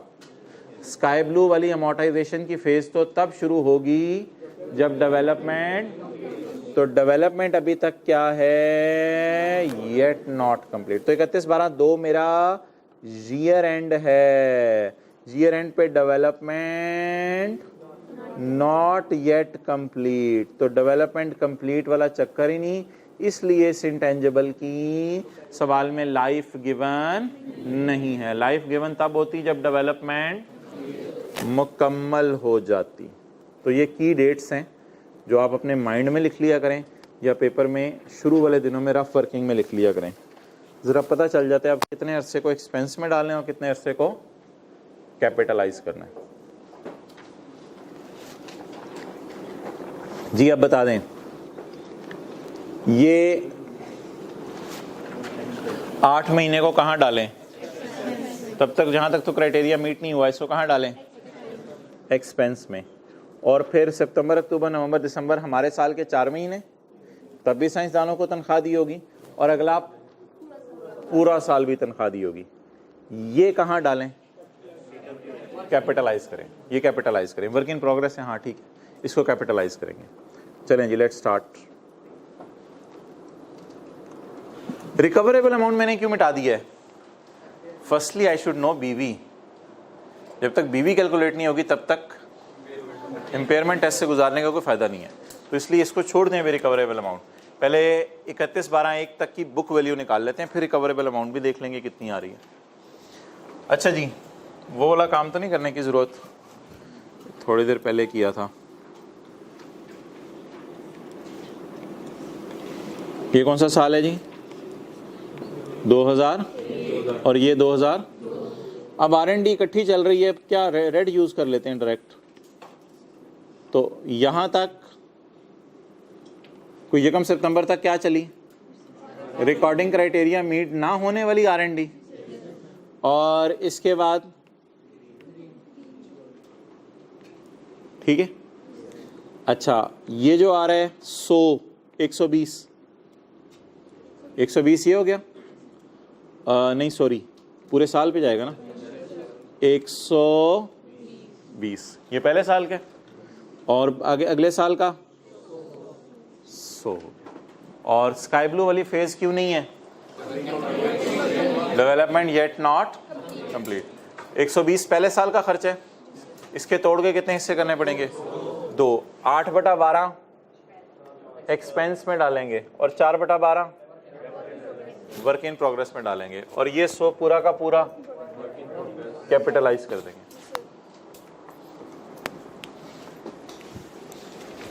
अच्छा, ये कोई लिखा तो नहीं हुआ हम ब्रांड बना रहे हैं या मैसेज बना रहे हैं या कोई प्रोजेक्ट लिखा हुआ है ना, और खुद बना रहे हैं या बना बनाया खरीद रहे हैं? खुद बना रहे हैं, बना बनाया खरीद रहे हैं। भाई जब रिसर्च 2 साल से लगे हुए हैं तो क्या कर रहे हैं फिर? 2 साल में चीज़ खरीदी तो नहीं जाती, 2 साल में तो खुद बनाई जाती है। तो अगर आप इधर वाले डिस्कशन मेरे साथ करना चाहें तो ये इंटरनली जनरेट है और इनमें से कोई नाम नहीं लिखा हुआ। इसका मतलब है कोई प्रोजेक्ट है, डिज़ाइन के नीचे मैं प्रोजेक्ट का लफ्ज़ लिख देता हूँ। कोई प्रोजेक्ट है, प्रोजेक्ट पता नहीं किसका है, डिज़ाइन का है, फॉर्मूले का, वो इसने हमें नहीं बताया, लेकिन ये सेट 2 में आके फॉल करेगा, बिकॉज इट इज़ ना ये ब्रांड है, ना गुडविल है, ना मैसेज है, ना पब्लिशिंग टाइटल है, ना कस्टमर लिस्ट है, यहाँ आके फॉल करेगा। चलें जी, ये मैं नहीं मिटा रहा ताकि ये वाली डिस्कशन भी देख लें हम साथ। परचेज तो है नहीं, ये इंटरनली जनरेटेड है। चलें जी, 2000 कौन सा साल है पहला? 2001। जनरल एंट्रीज कर लेते हैं। 120 की जनरल एंट्री, इतना एक्सपेंस में ले जाएं, इतना कैपिटलाइज कर। R&D एक्सपेंस लिख दो, ठीक है, कोई मतलब R&D एक्सपेंस लिख दो। एक्सपेंस डेबिट और इंटेंजिबल डेबिट। हाँ, वर्क इन प्रोग्रेस मुकम्मल नहीं हुआ लिख सकते हैं, साथ साथ एंट्रीज में भी लिख सकते हैं, कोई मसला नहीं। जी बोलें। 120 डिवाइडेड बाय मल्टीप्लाइड बाय 8 और 120 divide by 12 multiplied by 4, 80 and 40, cash 120। मोहतरम अब बीबी आ गई। अब हम क्या परफॉर्म कर सकते हैं? Impairment test. अब हम इम्पेयरमेंट टेस्ट परफॉर्म कर सकते हैं।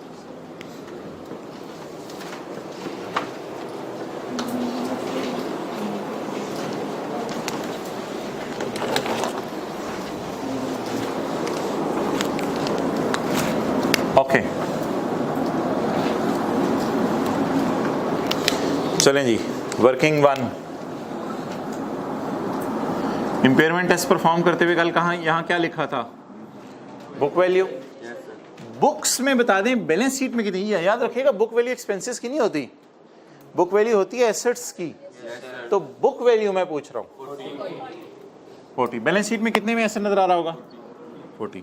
अब जरा झाती मारते हैं यार, तुमने इकट्ठे झाती मारनी थी, सस्पेंस ही तूने खत्म कर दिया। जी भाई, 31/12/1 को इसकी रिकवरेबल अमाउंट कितनी है? 90 की।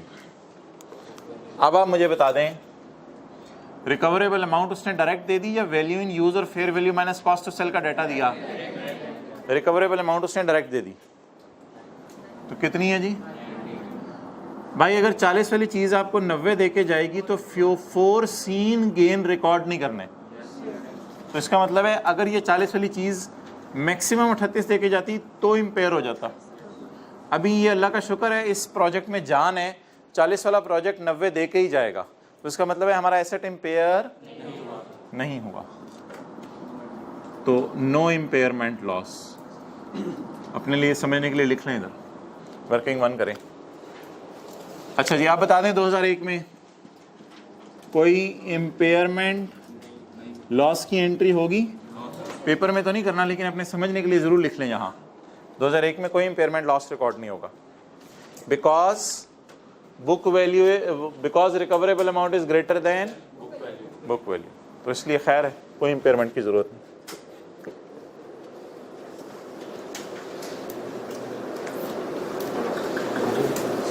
जी जी जी,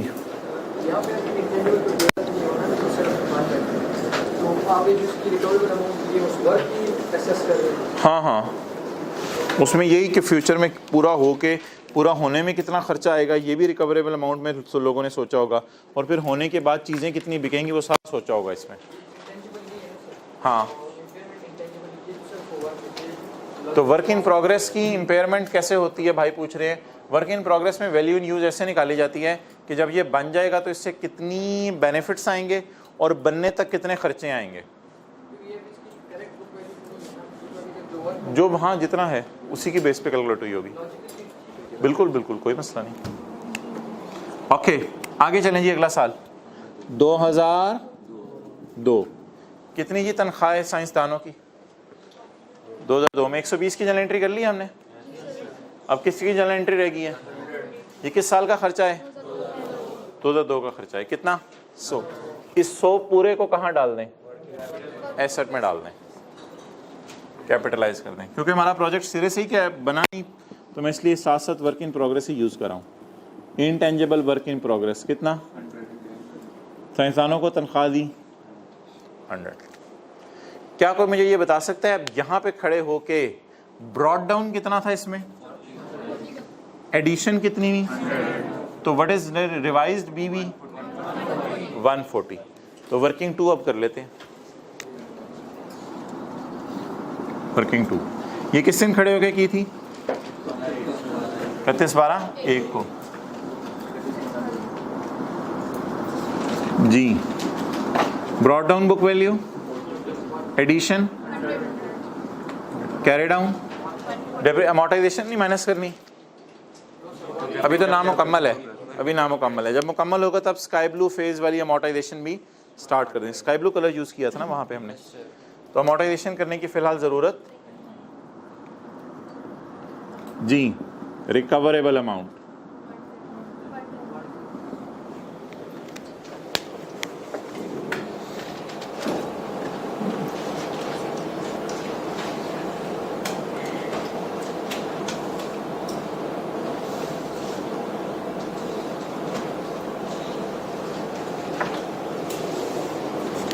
Now recoverable amount of 31 December 2002 is 110। 140 वाली चीज में कितनी जान रह गई है? 110। ये तो जान निकल गई है इसकी, बल्कि 30।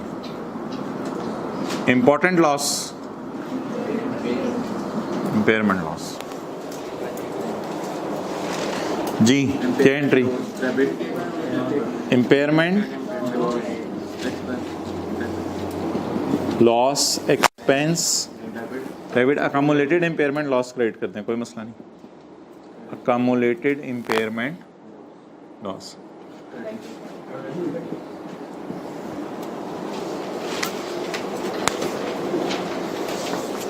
ओके।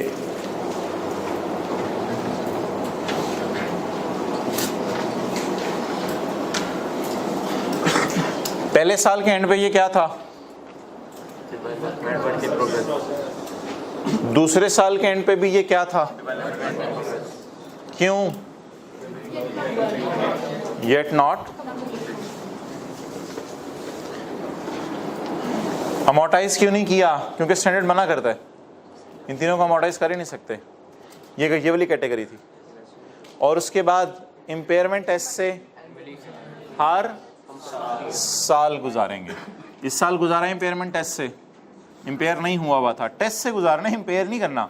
ये नहीं लिखा हुआ इम्पेयर एनुअली, इम्पेयरमेंट टेस्ट से गुजारें।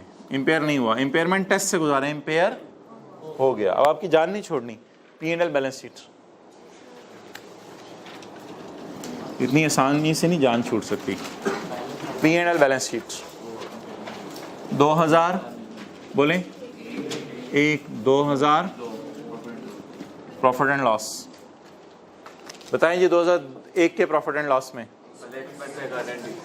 R&D का एक्सपेंस जाएगा 80 फॉर द ईयर, इधर इम्पेयरमेंट लॉस जाएगा।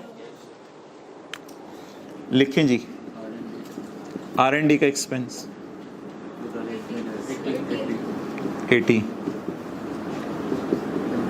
इम्पेयरमेंट लॉस 30, नोट करें।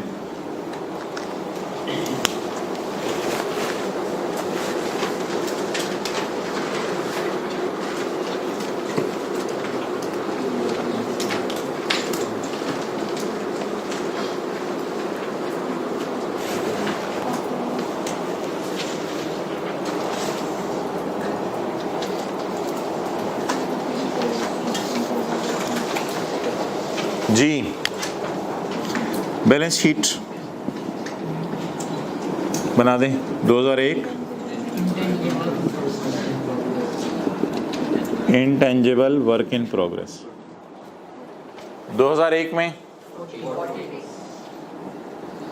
40, 2002 ब्रॉड डाउन 40, एडिशन कितना हो गया माइनस ये वाला 30, क्योंकि एक्चुअली इसमें इंटेंजिबल एसेट ही क्रेडिट हो रहा होता है। अक्यूमुलेटेड इंपेयरमेंट लॉस का यही मतलब होता है, इंटेंजिबल कम हो रहा है। Brought down addition total 140 minus 30 40 plus 100 minus 30 2002 में।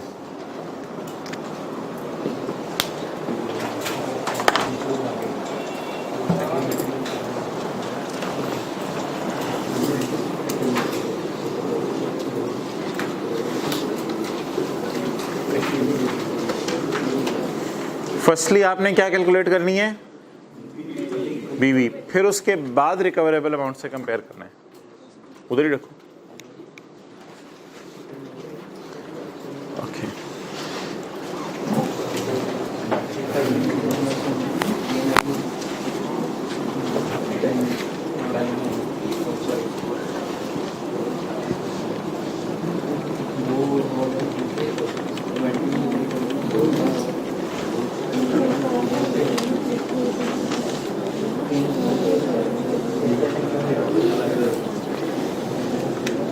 घर वालों को जाके रोप डालेंगे। Research is a planned investigation and development is a finding है application of research finding.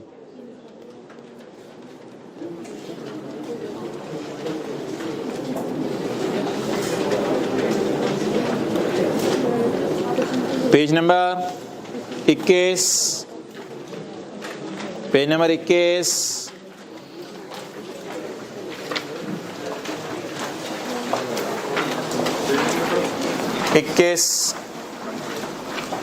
Notes में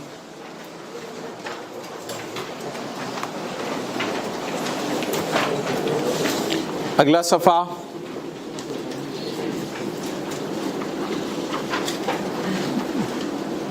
जी हज़रात,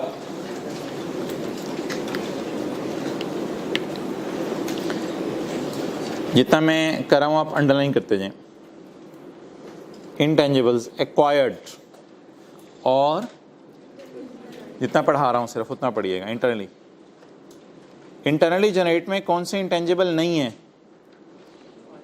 जिन्हें हमने सेट नंबर 1 दिया था, सेट 1 दिया था, और ओवरऑल इंटरनली जनरेटेड को क्या नाम दिया था बी, और एक्वायर्ड को क्या नाम दिया था ए। याद आ रहा है थोड़ा थोड़ा?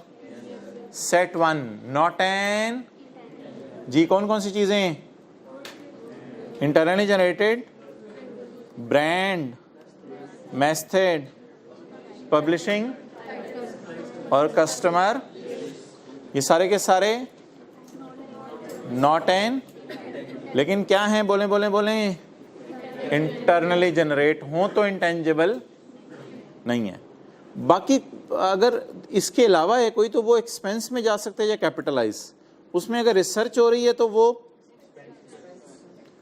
और डेवलपमेंट, बोलें बोलें बोलें, नॉट मीटिंग कंडीशंस, एक्सपेंस, और मीटिंग कंडीशंस, कैपिटलाइज। ठीक है जी, ये साथ साथ टिक कर लिया। ये मैं नीचे नहीं पढ़ा अभी, टू बी कैपिटलाइज्ड। ये कौन से वाले होंगे? ये जो सारे हैं इन 5 के अलावा वाले, जिसे मैं कह सकता हूं सेट नंबर 2, बी का सेट 2 जो हमने बनाया था। अच्छा, और नीचे वाली लाइन तो आपको पता है क्या है ये line? If goodwill method customer, goodwill add कर लें, goodwill method customer list publishing and brands are purchased then will be recognised as an intangible. तो भाई कौन से अब 2 सवाल आपने दोबारा करने हैं? क्वेश्चन नंबर 3 और क्वेश्चन नंबर 8 ओवर।